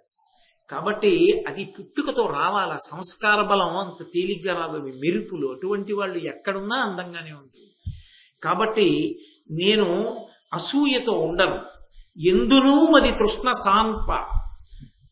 తృష్ణగా మారుతోందేమో పరిశీలిస్తాను, తృష్ణగా మారుతుంటే తెంపేస్తాను. తృష్ణ అంటే సుఖం లేదు అని తెలిసి దానికోసం విపరీతమైన వెంపర్లాట. మృగతృష్ణ అని ఉంటుంది. ఎడారిలో ఎక్కడో నీళ్లు కనపడినట్టుగా ఉంటాయి, జంతువు పరిగెడుతుంటుంది. ఆ నీళ్లు మళ్ళీ దూరంగా వెళ్ళినట్టుంటాయి, మళ్ళీ పరిగెడుతూ ఉంటుంది. దాహంతో పడిపోయి చచ్చిపోతుంది తప్ప అసలు అందులో నీళ్లు ఉండవు, దానికి దొరకవు. తృష్ణ అంటే ఆర్పలేని కోరిక. తృష్ణ ఎవరిని పట్టుకుందో వాడు తృణము అయిపోతాడు. తృణము అంటే గడ్డి పరక. తృష్ణ తిప్పేస్తుంది వాడిని, ఇక కళ్ళు కనపడవు. తృష్ణకి వశుడైపోయాడా ఇక ఆపలేరు. నెయ్యి పోసి అగ్నిని ఎలా ఆర్పలేరో, కోరికలు విజృంభించడాన్ని ఊరుకుంటే, అర్థం లేకుండా పెరిగిపోతే కోరికలు, అవి తృష్ణ. దానికోసం అలా తిరుగుతూనే ఉంటాడు, దానికి అంతే ఉండదు. అలా తిరిగితే జీవితకాలం వృధా అయిపోతుంది. చివరికి ఇంత కష్టపడి తృష్ణతో తిరిగి సంపాదించింది బిడ్డలకు వెళ్ళిపోతుంది, తను సాధించకున్నది ఏమీ ఉండదు. కాబట్టి తృష్ణ ఏర్పడుతోందా కోరికగా ఏర్పడుతోందా చూసుకుంటారు. అది వైదికమైన కోరిక, నాకు కలగచ్చ ఆ కోరిక, తప్పు లేదు, అనుకున్న దాన్ని అనుమతిస్తాను. అది తృష్ణ, అనుమతించాను. కోరికకి తృష్ణకి తేడా ఉంటుంది. నాకు కొడుకు పుట్టాలి, కోరిక, అంగీకారం, ఒప్పుకున్నారు శాస్త్రం. ఎందుకని? కొడుకు పుట్టాలి, పితృరుణం తీరాలి. నాకు కూతురు ఉండాలి, కన్యాదానం చెయ్యాలి, ఒప్పుకున్నాం. నాకు ఇల్లు ఉండాలి, అందులో ఉండాలి, అంతఃపురం అయ్యి ఉండక్కర్లేదు, నేను తలదాచుకోవడానికి ఓ గూడు చాలు, ఇల్లుంది, తృప్తి. నేను వెళ్ళడానికి ఓ వాహనం ఉండాలి, అది మోటార్ సైకిలా ఏసీ కారా పక్కన పెట్టండి, నేను వెళ్ళడానికి వాహనం ఉంది, తృప్తి. అది ఉన్న ఇల్లు కాదు, పెద్ద 7 అంతస్తుల మేడ తృష్ణ. తలదాచుకోవడానికి గూడు కోరిక. సంతానం కలగాలి, వాడి యొక్క ప్రతిభకి తగిన పదవిలో వాడు కూర్చోవాలి, కాదు వాడు కలెక్టరే అవ్వాలి, తృష్ణ. తృష్ణకి కోరికకి తేడాని పరిశీలిస్తే మనిషి అగ్గగ్గలాడి తృణము కాడు. కోరికకి తృష్ణకి తేడా తెలియకపోతే తృణమైపోతాడు. అందుకే నేను తృష్ణకి లోనవుతున్నానా చూసుకుంటూ ఉంటాను. తృష్ణకి నేను వశుడను కావట్లేదు, నేను చక్కగా ఉబ్బిడిగా ఆ కోరిక తీర్చుకుంటూ ఉంటాను. పుణ్యమునకు మాత్రము అది అన్వయం కాదు. పుణ్యమునందు తృష్ణ ఉండవలసిందే. ధర్మమునందు పుణ్యమునందు శుశ్రూషయందు తృష్ణ ఉండాలి. ఇంకా చెయ్యాలి, ఇంకా చెయ్యాలి, ఇంకా చెయ్యాలని తాపత్రయం ఉండాలి. విద్యయందు కూడా. విద్యయందు వాంఛా పరివృధియును ప్రకృతి సిద్ధ గుణంబులు సజ్జనాడికి. కాబట్టి పరదోష కథా విముఖుండ ఎప్పుడు ఇతరుల విషయాలు తెలుసుకోవడం మీదే మక్కువ ఉంటుంది కొంతమందికి. మీరు చూడండి, నేనే చూస్తుంటా చాలా మందిని. వాళ్ళకి ఎక్కువ కావలసింది ఏమిటంటే ఊళ్ళో వాళ్ళ ఉన్న విశేషాలన్నీ ముందు కావాలి. ఎక్కడ ఏం జరుగుతోందో వ్యక్తిగత విషయాలు తెలుసుకోవడం మీద ఉన్న శ్రద్ధ నిజంగా శాస్త్రం తెలుసుకోవడం మీద కించిత్ కూడా ఉండదు, దూరంగా పెట్టేయవలసిందే. పరదోష కథా విముఖుండన్, ఇతరులు ఏదైనా తప్పు చేస్తే దాన్ని చెప్పడం ఎంత సరదాయో కొంతమందికి. ఏంటండి ఏంటండి అని వింటాడు. ఆ తప్పు వినాలనే కుతూహలాన్ని నేను వదిలేసుకున్నాను ప్రయత్నపూర్వకంగా. ఎవరైనా ఇంకోళ్ళ తప్పు మాట్లాడితే విముఖుడను, వినను, వెళ్ళిపోతాను. అప్పుడు ఏమవుతుంది? అసలు నీకు అవతల వారిని తక్కువ చెయ్యాలనే ఆలోచన ఎందుకు? నీ మనసు పవిత్రంగా ఉంటుంది, శౌచ్యము నిలబడి ఉంటుంది. అందుకని నేను అవతల వారిని చిన్నబుచ్చి తక్కువ చేసే మాటలు వినను. ఎంతో అవసరమైతే ఏదో అవతల వారితో ఏదో కార్యం నడపవలసి వస్తే తెలుసుకోవడం వేరు. అదే పనిగా ఊళ్ళో వాళ్ళందరి గురించి తక్కువ చేసి మాట్లాడుతూ ఉండడం వేరు. మీరు కొంతమందిని చూడండి, నోరు విప్పితే అంతే, పురాణం ఉపన్యాసం అంతా వింటారు, ఇంటికి వెళ్ళిపోతూ చేసే పని అది. ఆఖరికి అది గురువు గారి కుటుంబ వ్యవహారం అని కూడా ఉండదు. అక్కర్లేని ప్రతి విషయంలో వేలు పెడతారు. నా దగ్గరున్న అంతేవాసుల్లోనే నేను ఎంతో మందిని చూశాను. బతుకు బజార్న పడుతుందని బయట పెట్టలేదు, ఎంతో మంది ఉంటారు అలా. ఇది మనం ఆయన కుటుంబ విషయంలో మనం వేలు పెట్టచ్చా అన్న మర్యాద కూడా ఉండదు. అంత తెంపరితనంతో ప్రవర్తిస్తారు కొంతమంది. కాబట్టి నేను పరదోష కథా విముఖుణ్ణి. నేను ఇతరుల యొక్క దోషములు వినడానికి అంగీకరించాను. నేను శాంతంగా ఉండడానికి ప్రయత్నిస్తాను. కాబట్టి ఎప్పుడు నేను ఈ స్వభావాన్ని ప్రయత్నపూర్వకంగా ఏర్పాటు చేసుకున్నాను. ఇది పుట్టుకతో వచ్చింది కాదు, ప్రయత్నపూర్వకంగా అలవాటు చేసుకున్నాను. అంటే ఈ గుణములుంటే చాలు. 4వ వర్ణములో ఉన్న వారికి ఈ గుణములు ఏర్పరచుకోగలిగితే చాలు, వారు తరించిపోయినట్టు. ఇంకా యజ్ఞాలు చెయ్యాలా, యాగాలు చెయ్యాలా అన్నది అన్వయం కాదు, అది వేరొకరి విషయం. ఒకటే ప్రభుత్వం అయినా రేషన్ కార్డు ఇచ్చేవాడు ఒకడు, తీర్పు చెప్పేవాడు ఒకడు, గ్రంథాలయం నడిపేవాడు ఒకడు, కారాగారంలో పెట్టేవాడు ఒకడు, ఉత్తరాలు బట్వాడా చేసేవాడు ఒకడు. ఎవడి శాఖ వాడిదే, ఒకడి పని ఇంకొకడు చేయడు. అంతా ప్రభుత్వ కార్యాలయమే కదండి అని చెప్పి పోలీస్ స్టేషన్కి వెడితే రేషన్ కార్డు ఇవ్వరు. ఎంఆర్ఓ ఆఫీస్కి వెళ్ళి మా ఇంట్లో దొంగలు పడ్డారంటే కేసు రాసుకోవాలి. ఎక్కడికి వెళ్ళాలో అక్కడికే వెళ్ళాలి. ధర్మం కూడా అంతే. ఎవరు ఏది పాటించాలో అది పాటిస్తే చాలు, వాళ్ళు తరించిపోతారని చెప్పి. కాబట్టి నేను ఇవి పాటిస్తాను. పాటించి తరించాడా లేదా ఒక్కటే గుర్తు. వచ్చిన బ్రాహ్మణుడి మనసులో ఏముందో కూడా తెలుసుకోగలిగాడా అంటే ఆ స్థాయిని పొందేశాడా లేదా, పొందేశాడని గుర్తు. కాబట్టి నాయనా, నేను నా గురించి చెప్పవలసి వచ్చింది, తప్పలేదు. ఎందుచేత చెప్పవలసి వచ్చింది అంటే నేను నీ మనసులో సరి అయిన అభిప్రాయాన్ని పొందాలి. నేను ఏదో మాంసం అమ్ముతున్నానని, నాకేం తెలుసని నీ మనసులో ఒక అభిప్రాయం ఉంది. నేను ఏం చేస్తుంటానో ముందు చెప్పకపోతే నీ మనసులో నా మీద ఒక సరైన అభిప్రాయం ఉండదు. ఉండనప్పుడు నేను చెప్పేది నీ తలకెక్కదు. వీడు చెప్పేవాడా అనిపిస్తుంది. అందుకు చెప్పవలసి వచ్చింది, దానికి బాధపడుతున్నాను అన్నాడు. అంటే తనని తాను పొగుడుకోవడం అవలా, నేను ఇలా చేస్తా అలా చేస్తా అంటే అది తప్పలేదు, చెప్పవలసి వచ్చింది. అంటే ఆయన ఇంకొకరికైతే అలా చెప్పుకోడు, తన గురించి తాను చెప్పుకోడు, తప్పక చెప్పవలసి వచ్చింది. అలా తన గురించి తాను చెప్పుకున్నందుకు బాధపడుతున్నాడు. ఇంకొక తను చెప్పుకొని ఉత్తమ గుణం బయటికి వచ్చింది అది. కాబట్టి ధర్మం గురించి నీతో మాట్లాడతాను, విను. ధార్మికులు సలుపు ఉత్తమ కర్మము చెడనాడు నాస్తిక జనం విను. ఆ దుర్మతుల తెరగు గైకొని ధర్మము నెడ ప్రీతి వదల తగదు బుధనుకును. లోకంలో ధర్మాన్ని పట్టుకునే వాళ్ళు కొంతమంది ఉంటారు, ధర్మం గురించే మాట్లాడే వాళ్ళు కొంతమంది ఉంటారు. అసలు ధర్మం గురించి మాట్లాడకుండా ధర్మాన్ని ఎప్పుడూ పట్టుకోని వాళ్ళు కొంతమంది ఉంటారు. ఏమిటండి ధర్మం, ఏమిటండి అవన్నీ, ఏడు పురాణం, ఏడు వేదం ఏమిటి, కావ్యం ఏమిటి అనేవాళ్ళు కొంతమంది ఉంటారు. రాముడు నడిచినట్టు నడవాలండి అనేవాళ్ళు, రామాయణాన్ని నమ్ముకునేవాళ్ళు, రామాయణంలో చెప్పినట్టు బ్రతికేవాళ్ళు కొంతమంది ఉంటారు. కానీ ప్రయత్నపూర్వకంగా ధర్మం గురించి చెప్పి ధర్మాన్ని నమ్ముకుని బతుకుతున్నవాడి పక్కన నువ్వు చేరు తప్ప ఏమి ధర్మం ఏమి వేదం అనేటటువంటి వాళ్ళ దగ్గరికి మాత్రం వెళ్ళకు. ఎందుకంటే వాళ్ళ మాటలు ఎక్కువగా వింటే నీ మనసు అలాగే తయారవుతుంది, ఆ ప్రవర్తన చేత పాడైపోతావు. అందుకని వద్దు, నువ్వు ధర్మాన్నే పట్టుకునే ప్రయత్నం చేయి తప్ప ధర్మ వ్యతిరేకమైనటువంటి సభలకి, ధర్మ వ్యతిరేకమైన ప్రబోధాల్ని వినవద్దు, ధర్మ వ్యతిరేకమైన ప్రవర్తన కలవారితో కూడవద్దు. అది అసలు ధర్మం గురించి తెలుసుకోవలసిన మొదటి విశేషం.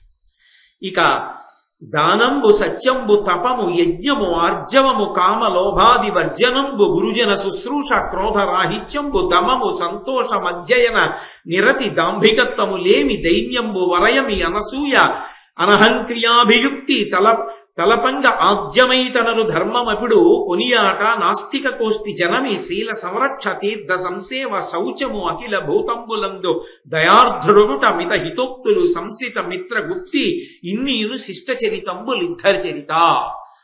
మంచివాడు, ఆయన చారిత్రము మంచిది, ఆయన నడవడి మంచిది అనిపించుకోవాలి అంటే లోకంలో చాలా మంది ఒక వ్యక్తిని ఆయన చాలా ఉత్తముడు అని అనాలి అంటే ఇదిగో ఈ గుణములను ప్రయత్నపూర్వకంగా తెచ్చుకోవాలి. అవి తమంత తాము రావు, నువ్వు ప్రయత్నం చేసి తెచ్చుకోవాలి. దానంబు, దాచుకో అని చెప్తుంది కానీ మనసు ఒకళ్ళకి ఇచ్చుకో అని చెప్పదు. దాచుకో అన్న మనసుని దెబ్బ కొట్టి ఇవ్వడం అలవాటు చేసుకోవాలి. కాబట్టి దానంబు సత్యంబు, ఎందుకు ఇప్పుడు ఆ నిజం చెప్పడం అని చెప్పడం మానేస్తాడు కాదు, ధైర్యంతో సత్యమే చెప్పగలగాలి. తపము, తపము అంటే ఇక్కడ ఇంద్రియ నిగ్రహము, ఇంద్రియములను నిగ్రహించాలి, గుర్రాల్ని విడిచిపెట్టినట్టు విడిచిపెట్టకూడదు. యజ్ఞము, దేవతలకి హవిస్సునిచ్చేటటువంటి ప్రయత్నం చెయ్యాలి. అలాగే ఆర్జవము, ఆర్జవము అన్న మాటకు అర్థం ఏమిటంటే రుజువర్తన, ముక్కుకు సూటిగా ఉండుట. మూడిటి యందు అంటే మనసులో ఏది ఉన్నదో దానినే చేయుట, దానినే మాట్లాడుట, మూడిటిని ఏకీకృతం చేయడం అలవాటైతే మనస వాచ కర్మణ ఏకీకృతమైతే రుజుత్వం అంటారు. ఆ రుజుత్వమునందు నిలబడుట. కామలోభాది వర్జనంబు, కామము లోభము మొదలైన దుర్గుణాలకి దూరంగా జరగడానికి ప్రయత్నం చేయడం, అవి మనని విడిచిపెట్టేటట్టుగా ప్రవర్తించడం. గురుజన శుశ్రూష, గురువు గారికి శుశ్రూష చేయడం. క్రోధరాహిత్యంబు, క్రోధాన్ని విడిచిపెట్టడం.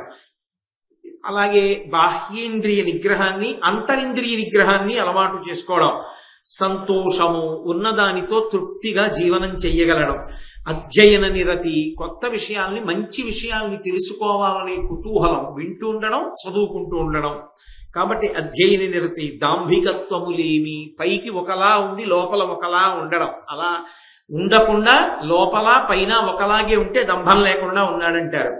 దైన్యంబు వరయమి, ఎప్పుడు దిగులుగా ఎప్పుడు ఏమిటో పోగొట్టుకున్న వాళ్ళ ఏదో ఆలోచనతోటి బెంగ పెట్టుకుని కాకుండా ఉత్సాహంగా ఉండగలగడం. అనసూయ, ఇతరుల పట్ల అసూయ లేకుండా ఉండడం. అనహంక్రియాభియుక్తి, అహంకారాన్ని విడిచిపెట్టడం. తలపంద ఆజ్యమైదనరు ధర్మమిపుడు కొనియాట, ఇవి ఎవరికైనా ఉండవలసినటువంటి లక్షణాలు. నాస్తిక్య గోష్ఠి జనమి, వేదము ప్రమాణము కాదని మాట్లాడే వాళ్ళ దగ్గరికి వెళ్లకుండా తనంత తాను దూరంగా ఉండడం. శీల సంరక్ష, స్వభావం మంచిదిగా ఉండేటట్టుగా తనని తాను దిద్దుకోవడం. తీర్థ సంసేవ, తీర్థయాత్రకి వెళ్లడంలో అనురక్తిని చూపించడం. శౌచము, ఆంతరమునందు బాహ్యమునందు శౌచాన్ని నిలబెట్టుకోవడం. అఖిల భూతములందు దయార్థుడగుట, అన్ని భూతముల యందు దయతో ప్రవర్తించడం.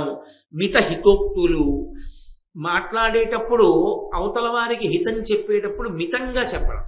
ఎందుచేత అంటే మీరు హితం చెప్పేటప్పుడు లఘువుగా చెప్పాలి. పెద్ద ప్రమాదం ఎక్కడొస్తుందంటే హితాన్ని దీర్ఘంగా చెప్పారనుకోండి, అవతల వాడికి చీకాకు వస్తుంది. ఈయన పాటించాడు ఏంటండి ఇవన్నీ అంటాడు. మితంగా మాట్లాడాలి. అవతలవాడు ఎప్పుడైనా సరే దెబ్బతిని ఉన్నాడు అనుకోండి, తప్పు మార్గంలో ఉన్నాడు అనుకోండి, మీరు ఖండించి గంట సేపు ప్రసంగం చేస్తే వాడు ముదిరిపోయి వెళ్ళిపోతాడు, గట్టి పడిపోయి. అలా కాదురా నాయన, నీ అమ్మ నాన్న గురించి ఆలోచించి వాళ్ళు ఎంత ఏడుస్తున్నారో. వాళ్ళ కోరకైనా నువ్వు మారరా. ఒక్క మాట గాంధీ గారు ఆటోబయోగ్రఫీలో రాసుకున్నారు. తను చిన్న చిన్న దొంగతనాలు చేసినప్పుడు తండ్రి గారు కొట్టినా మారలేదు. ఆఖరణ తండ్రి గారికి నోట మాట లేదు, ఇక చనిపోయేటట్టుగా ఉన్నారు. అటువంటప్పుడు చేతి కంకణంలో ముక్క తీసి బంగారం అమ్మేశారు. ఆయన చేసిన దొంగతనం తండ్రికి తెలిసింది. మృత్యుశయ్య మీద ఉన్నారు ఆయన. గాంధీ గారిని కొట్టినన్నాళ్ళు గాంధీ గారు మారలేదు. చనిపోయేటప్పుడు ఇక మృత్యుశయ్య మీద ఉండి ఆ కొడుకుని దగ్గరికి పిలిచి గాంధీ గారి చెయ్యి పట్టుకుని అలా చూశాడు తండ్రి. చూడ్డంలో ఎంతో బాధ కలిగింది. వీడు మారట్లేదు, దొంగతనాలకు అలవాటు పడుతున్నాడు, ఏమవుతాడో అని. నోట మాట రాలేదు. 2 కన్నుల వెంట నీరు ధారగా తలగడా మీద పడింది. జీవితంలో గాంధీ గారి దొంగతనం చేయి. నోటితో అన్ని చెప్పినవి మార్చలేకపోయాయి. తండ్రి కన్నుల నీరు గాంధీ గారిని మార్చి జాతిపితని చేసింది. ఫాదర్ ఆఫ్ ది నేషన్, ఈ జాతికంతటికి ఆయన తండ్రి. అందుకే ఒక్క మాట ఆయన మీద తక్కువ చేసి మాట్లాడకూడదు. తండ్రిని ఎలా మాట్లాడమో జాతికి తండ్రి గాంధీ గారు. ఆయనకి మనం ఆ గౌరవం ఇచ్చినప్పుడు ఆ గౌరవాన్ని నిలబెట్టకపోతే మంది తప్పు. తండ్రిని తిడితే కొడుకుని తిడతారు కానీ తండ్రిని తిట్టేమిట్రా అని ఆ తండ్రిని తిట్టరు. మళ్ళీ వెళ్ళి తండ్రిని తిట్టినవాడు వాడు పనికి మళ్ళీవాడు.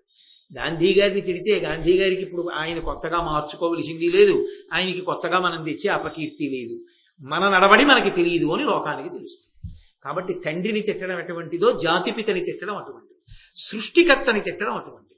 చతుర్ముఖ బ్రహ్మగారు సృష్టికర్త. అందుకే నేను తరచుగా బ్రహ్మ అన్న మాట ఒక్కటే ఆయన పట్ల మాత్రం వాడను, బ్రహ్మగారు అంటుంటాను. కారణం ఏమిటంటే సృష్టికర్త, ఆయన గౌరవానికి పాత్రుడు. అందుకే బ్రహ్మ అన్న శబ్దాన్ని ఒక్కదాన్ని నేను ఏకవచనంలో ఎప్పుడు వాడకపోవడానికి కారణం అదే. సృష్టికర్త యందు గౌరవం ఉండాలి. ఆ గౌరవం నీ మనసు ఎటువంటిది అన్నది ఆవిష్కరిస్తుంది. బ్రహ్మగారిని ఏకవచనం చేసినా బహువచనం చేసినా ఆయనకుండే గౌరవం ఆయనకుంటుంది. ఇప్పుడు నా వల్ల ఆయన కొత్తగా గౌరవం వచ్చే కల్లా నా బతుకు ఎటువంటిదో లోకానికి తెలుస్తుంది నేను మాట్లాడే మాటను బట్టి. కాబట్టి ఆయన అంటున్నారు, అఖిల భూతముల యందు దయార్ద్రుడగుట, మితహితోక్తులు, సంశ్రిత మిత్ర గుప్తి. ఇది చాలా చాలా గొప్ప లక్షణం. నా మిత్రుడు కదా అని నమ్మి ఒక మిత్రుడు వచ్చి తన కష్టం చెప్పుకుంటాడు. ఇంత ఇబ్బందిలో ఉన్నాను నేను అని అంతే. విని మిత్రుడికి సలహా చెప్పాలి, లేకపోతే మిత్రుడిని ఓదార్చి పంపించేయాలి. గోడకి చెప్పి వెళ్ళిపోతే ఎలా ఉండాలో మిత్రుడు చెప్పిన మాట విషయంలో అలా ఉండాలి తప్ప ఎట్టి పరిస్థితుల్లో పక్కకి చెప్పకూడదు. మిత్రుడు నమ్మి చెప్పుకున్న దాన్ని ఇతరులకి చెప్పడం అతని జీవితాన్ని వీధిలో పడేయడం. విని మరిచిపోవాలంతే, అతన్ని ఓదార్చి పంపించేయాలంతే. అతను నీకు చెప్పుకోవడం ఓదార్పు కోసం వచ్చాడు, నువ్వు 10 మందికి చెప్పి చులకన చేస్తావని రాలేదు. కాబట్టి అది నిలబెట్టుకోవడం, నీ వ్యక్తిత్వాన్ని పెంచుకోవడం. ఏమిటో పర్సనాలిటీ డెవలప్మెంట్ అని విదేశాల్లో ఉన్నటువంటి రచయితల పేర్లు ఉటంకిస్తూ చెప్తారు. మహాభారతంలోనూ రామాయణంలోనూ చెప్పిన కన్నా గొప్పగా చెప్పగలిగిన వాళ్ళు ఉంటారేంటి? ఈ ఒక్క పద్యం చాలు పర్సనాలిటీ డెవలప్మెంట్ ఏమిటో. కాబట్టి సంశ్రిత మిత్ర గుప్తి ఇన్నియును శిష్ట చరితంబు లిద్ధ చరిత. ఇవన్నీ కూడా మంచి గుణములు కలిగిన వాడు, కీర్తివంతుడు, మంచి ప్రవర్తన ఉన్నవాడు అని చెప్పడానికి హేతువు. అవి తమంత తాము రావు, పుట్టుకలో ప్రయత్నపూర్వకంగా అలవాటు చేసుకోవాలి. ఏదైనా తెలియగానే ఎవరికి చెప్పేద్దామా అనిపిస్తుంది. నోరు మొయ్యి చెప్పద్దని మనసు యొక్క నోరు ముయ్యాలి. అది గుణం. అది సంపాదించుకోవాలి తాను కోరి. కాబట్టి వేద విహితంబులను శాస్త్ర విహితములను శిష్ట చరితంబులను అనచెప్ప నొప్పి ధర్మములు 3 విధముల దనరుచుండు కడగి ఇండియో సద్గతి కారణములు. సద్గతి అంటే మంచి గతి, మార్గమునందు వెళ్ళి చేరుకోవలసిన దాన్ని చేరుకోవాలి అంటే ఎప్పుడూ కూడా మనం అనుసరించవలసినవి కొన్ని ఉన్నాయి.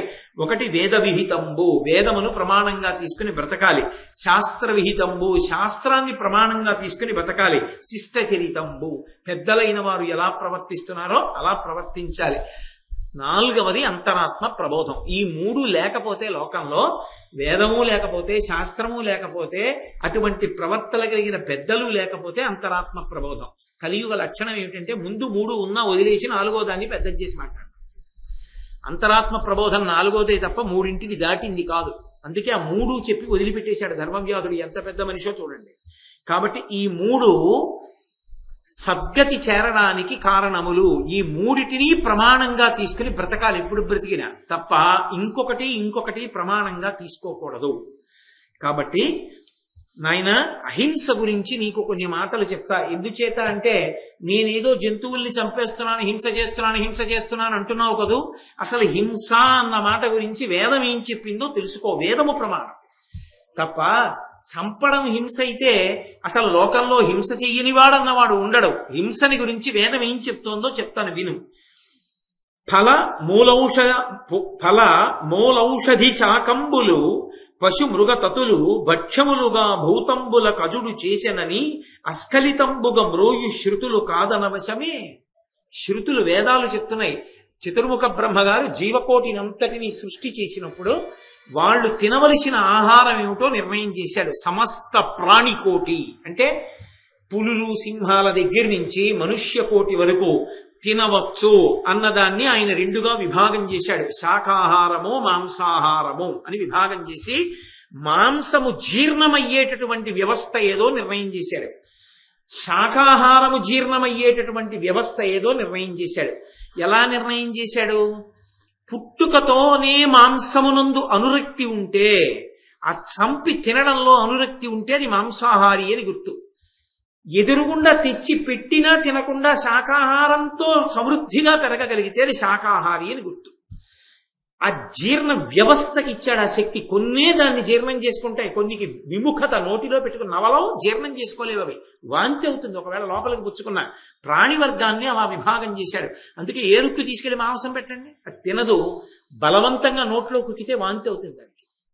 ఒక్కొక్క జీర్ణ వ్యవస్థకి ఒక్కొక్క శక్తి పెట్టాడు పరమేశ్వరుడు. అందులో ఫలములు, పళ్ళు, మూలములు, వేర్లు, అలాగే కొన్ని కాయలు, శాకంబులు, ఆకుకూరలు మొదలైనవి, పశువులు, అలాగే మృగములు, వీటినన్నిటినీ కూడా తినేవాటిగా నిర్ణయం చేశాడు. ఎవరు? అన్నిటినీ మనిషిని తినమని కాదు, కొన్నిటిని మృగాలు తినాలని నిర్ణయం చేశాడు, కొన్నిటిని మనుష్యుడు తినాలని నిర్ణయం చేశాడు. మనిషి పరమేశ్వర నిర్ణయమనందు యథార్థమునకు శాకాహారి, క్షత్రియుల్ని మినహాయించాడు. ఎందుచేత అంటే ఆయన యుద్ధ భూమిలోకి వెళ్ళి న్యాయాన్ని సంరక్షించడానికి పోరాటం చేస్తాడు. అందుకని వాళ్ళు తినకపోతే దేహదారుఢ్యం నిలబడదు, కాబట్టి వాళ్ళు తినవచ్చు అని అంగీకరించారు. కాబట్టి ఈ లోకంలో ఏవి ఆహారంగా తీసుకోవాలి అని బ్రహ్మగారు నిర్ణయం చేసినప్పుడు అందులో మృగములు కూడా ఉన్నాయి, పశువులు కూడా ఉన్నాయి, వాటిని కూడా తినవచ్చు అని నిర్ణయం చేశాడు. అంటే అవి తినబడితే హింస అయితే అసలు అవి తినబడడానికి వీలుగా ఇంకొక ప్రాణిని ఆయన సృష్టించి ఉండకూడదు కాదు. అంటే దాన్ని తినవలసింది దాన్ని తింటే ఏది తిందో అది హింస చేసిందని చెప్పడానికి అవకాశం లేదు. ఓ కుక్క అలా వెళ్ళిపోతూ ఓ కోడి పిల్లని ఎత్తుకుపోయింది అనుకోండి, ఇప్పుడు కుక్క పాపం చేసిందని చెప్పకూడదు, అది మాంసాహారి, ఎత్తుకుపోతుంది అంతే, దాని లక్షణం అంతే. కాబట్టి అది దానికి అది ఆహారం, అది తినేస్తుంది అలా. ఇప్పుడు ఆ కోడి పిల్లని రక్షించుకోవలసిన యజమాని రక్షించుకోవాలి, రక్షించుకోకపోతే అది ఎత్తుకుపోతుంది. అలా తినమని బ్రహ్మగారే రచన చేశాడు, అందుకే తింటాయి అవి, దానికి అలవాటైపోయింది అలాగా. కాబట్టి అన్నీ హింస అని అహింస అని మాట చెప్పి పట్టుకొమ్మనడం కష్టం. ఇక మనుష్యునికి సంబంధించినంత వరకు హింస చెయ్యొద్దు అని నోటితో చెప్పడం చాలా తేలిక. అసలు మనుష్యుణ్ణి హింస చేయకుండా ఉండు అని చెప్తే హింస చెయ్యకుండా ఉండడం సాధ్యమా? అందుకే వేదం అంగీకరించలేదు, అన్నిటినీ హింస అని వేదం చెప్పలేదు. ఆ పరిణితి లేని వాళ్ళు హింస అంటే దేన్ని చంపకుండా ఉంటేనే అహింస అన్నారు. అలా అసలు ఎవరూ ఉండలేరు, ఆ చెప్పినవాడు కూడా ఉండలేడు. అహింస అన్న మాటకు అర్థం ఏంటంటే ఏది చంపకుండా నువ్వు బ్రతకలేవో వాటిని సాధ్యమైనంత తక్కువ చంపి బతికితే అహింసే. ఎలా అంటారేమో చెప్తున్నాడు ధర్మవ్యాధుడు. హాలికుండెంతయు నోజతోదునగా శీరాగ్రంబున జోకి ప్రాణలనేకంబులు చచ్చు హింసయది యౌనో కాదో వేయేలా మర్చులు నేలం జరించుచో పదములం త్రొక్కంబడుం పెక్కు జంతులు హింసావిధి కాదనంగ వశమే దోషజ్ఞ యుహింపుమా. ఎంత పెద్ద ప్రశ్న వేశాడో చూడండి. అది వేదం మీద అధికారం ఉండి మాట్లాడడం అంటే. ఒక వ్యవసాయదారుడు నాగలి పట్టి దున్నుతాడు, ఆ నాగేటి చాలుకు తగిలి ఎన్నో ప్రాణులు చచ్చిపోతాయి, అది భూమిలోంచి వెళ్ళిపోతున్నప్పుడు. అప్పుడు వ్యవసాయదారుడు హింస చేయలేదా? వ్యవసాయదారుడు పంట వేస్తే ఆ పంటలో ఉన్న ఫలితాన్ని నువ్వు తింటే ఆయన చేసిన హింసలో భాగం 4వ వంతు నీకు పడలేదా? నువ్వు తిన్నప్పుడు ఆ పంట నీది కాదా? అలాగే అది హింసనాలా కాదనాలా? అప్పుడు ఏమండి, నేను అన్నం తినకుండా ఎలా ఉంటానండి? ఆయన పొలంలో ఆయన నాగలు పెట్టి దున్నుతున్నప్పుడు కొన్ని ప్రాణులు చచ్చిపోతే మధ్యలోనే నాదా హింస అంటే ఇప్పుడు ఆయన పొలం దున్ని ఆయన ఒక్కడే తిన్నాడా? వచ్చిన పంట నువ్వు కూడా తిన్నావా? పంట నీది, పాపం ఆయనదినా నీకు వేస్తా ఉన్నారు. కాబట్టి నువ్వు కూడా హింస చేసిన వాడివేనా? హింస చెయ్యొద్దు అని చెప్పడానికి అన్నం తిన్నావా? అన్నం తిన్నావంటే పాపం వచ్చిందా లేదా? ఇప్పుడు అసలు హింస చెయ్యొద్దని చెప్పడానికి నీకు అధికారం ఎక్కడి నుంచి వచ్చింది? ఎవడో హింసావాది? ఎవడసలు 100కి 100 పాళ్ళు హింస చేయకుండా ఉండగలిగిన వాడు ఎవరయ్యా? సరే, ఇది చెప్పడానికి ఒక ఆయన బయలుదేరాడు, ఎవరూ హింస చేయకండి అని చెప్పడానికి. బయలుదేరి కారెక్కి వచ్చాడు, ఆయన కారు చక్రాల కింద పడి చచ్చిపోయా అనేక ప్రాణులు. ఇప్పుడు ఆ చెప్పడానికి వచ్చిన వాడు హింస ఎవరి ఖాతాలో పడినట్టు? హింస. ఆ వచ్చినవాడు మాట్లాడుతుంటే మైకి దగ్గర కూర్చున్న శబ్ద తరంగాల యొక్క ప్రకంపనలకి ఎన్నో ప్రాణులు చచ్చిపోతాయి. ఇప్పుడు ఆ పాపం ఎవడి ఖాతాలో వేయాలి? హింస చెయ్యొద్దని చెప్తున్నవాడి ఖాతాలోనే వెయ్యాలా? వింటున్నవాడు కాదు, వాడు నిశ్శబ్దంగా ఉన్నాడు, ఈయనే గట్టిగా గొంతుటూ పడిపోయాడు. మరి ఈయన హింస చెయ్యట్లా? ఏమయ్యా, మరి ఇది హింస కాదా? సలిలము ఉర్వి ఆకాశము సర్వము జంతుమయంబు కామునం కలుగు నవస్యముం సకల కర్మములందున హింస హింసకం తొలగిన దేహయాత్రయును దుర్ఘటమైనటులుండు ఇంతయుంతలపరు హింస చేయమని తాను తలంతరు కొందరిమ్మహిం. ధర్మవ్యాధుడు అన్నాడు, నీళ్లలో క్రిములున్నాయి, జీవులున్నాయి, నీళ్లలో కంటికి కనపడని ఎన్నో జీవులున్నాయి, అలాగే భూమి మీద ఉన్నాయి, ఆకాశంలో ఉన్నాయి, సమస్తమునందు కూడా జీవరాశి నిండిపోయింది. గుక్కెడు నీళ్లు తాగితే కొన్ని ప్రాణులు చచ్చిపోతున్నాయి, ఇంత పదార్థం తింటే కొన్ని ప్రాణులు చచ్చిపోతున్నాయి. ఏదో ఆకుకూర తరుగుతున్నారు, ఆకుకూరని పట్టుకుని ఉందో పురుగు చనిపోయింది. బియ్యంలో ఎక్కడో ఉంది పురుగు, చనిపోయి అన్నపు కెరళలో పైకి తేలింది. హింసేనా కాదా? సమస్త భూతముల యందు ప్రాణులు నిండిపోయినప్పుడు అవి చనిపోకుండా అసలు మనిషి ఎలా బతుకుతాడు? బ్రతకడం కుదరదు. కాబట్టి కొంతమంది ఏం చేస్తారంటే, ఇలా ఇన్ని చచ్చిపోతుంటే తాము మాత్రం పూర్తి అహింసావాదులం, అసలు ఎప్పుడూ ఏ హింస చేయలేదు, మేము అహింసా పరమో ధర్మ అని మాట్లాడుతుంటారు. అలా చెప్పిన వాళ్ళందరూ నిజంగా ఒక్క ప్రాణి చచ్చిపోకుండా బ్రతికిన వాళ్ళ? ఆలోచించు కౌశికుడా. అది కాదు వేద హృదయం. వేదమునందు అహింస అన్న మాటకు అర్థం ఏమిటో తెలుసా?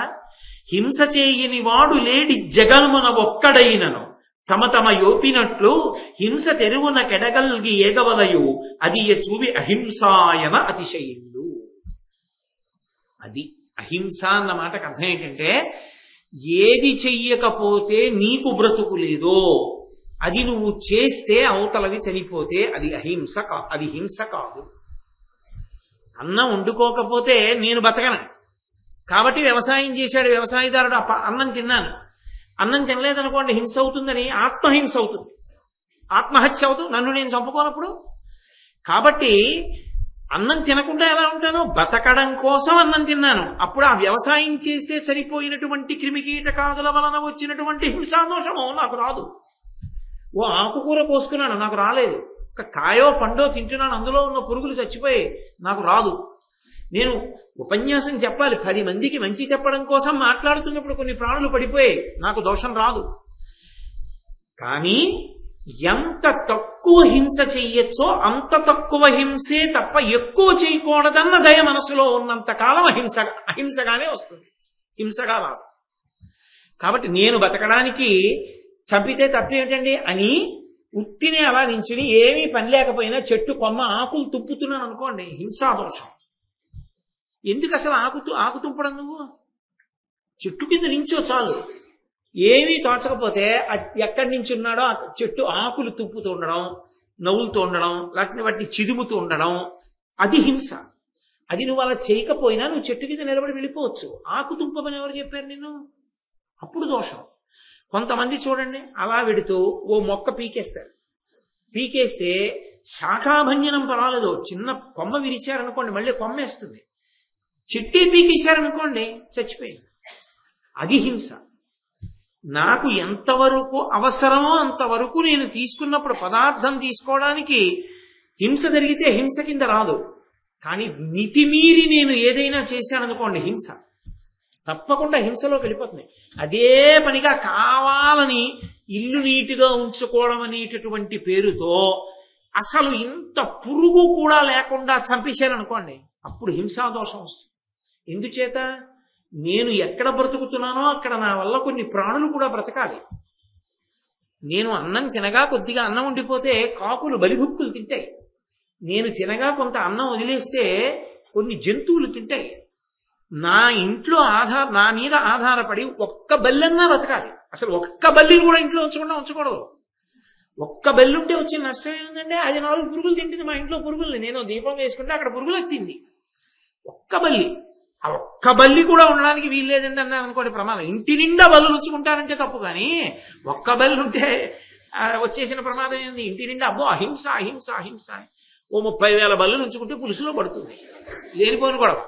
కాబట్టి ఎంతవరకు హింస కాదో అక్కడ వరకు ఉన్నది అహింస. కాబట్టి అలా ఉండవచ్చు.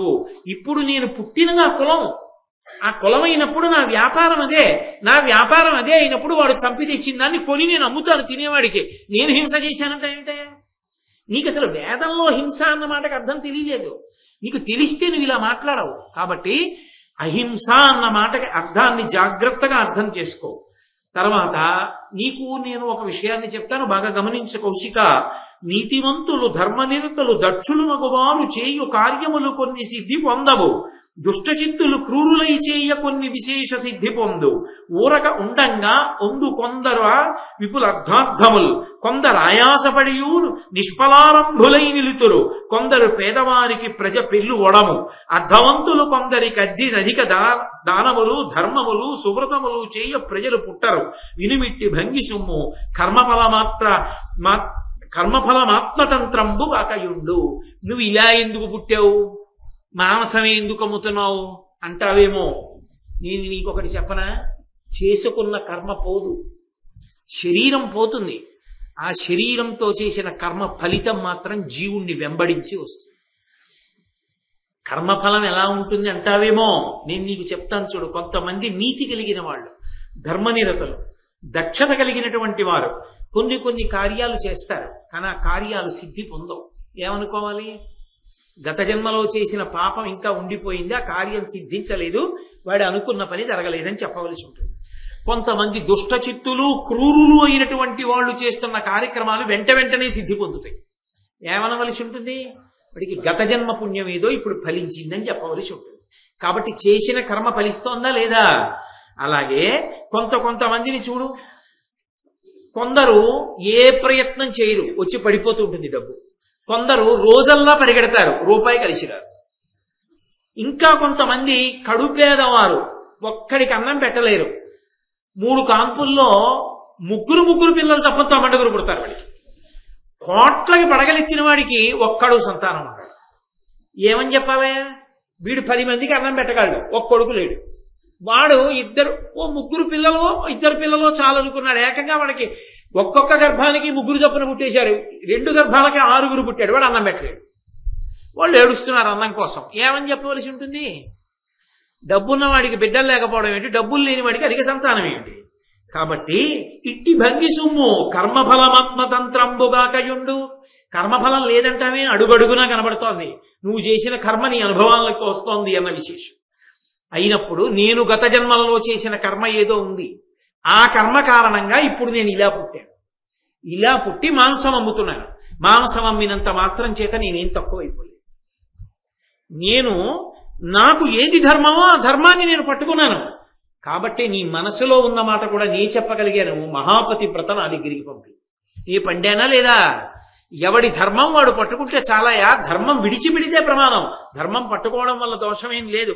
కాబట్టి నేను ఇలా ఇన్ని తెలిసిన్నవాడిని, నేను ఏ ఉత్తమ బ్రాహ్మణుడిగానో పుట్టి ఉండాలని నీ యొక్క ఆలోచన. కానీ నేను గతంలో ఏదో చేశాను, ఆ కర్మఫలం ఉంది, అందుకని ఇప్పుడు ఇలా పుట్టాను. ఏదో పుణ్యం ఉంది, ఈ జ్ఞానం కూడా వచ్చింది.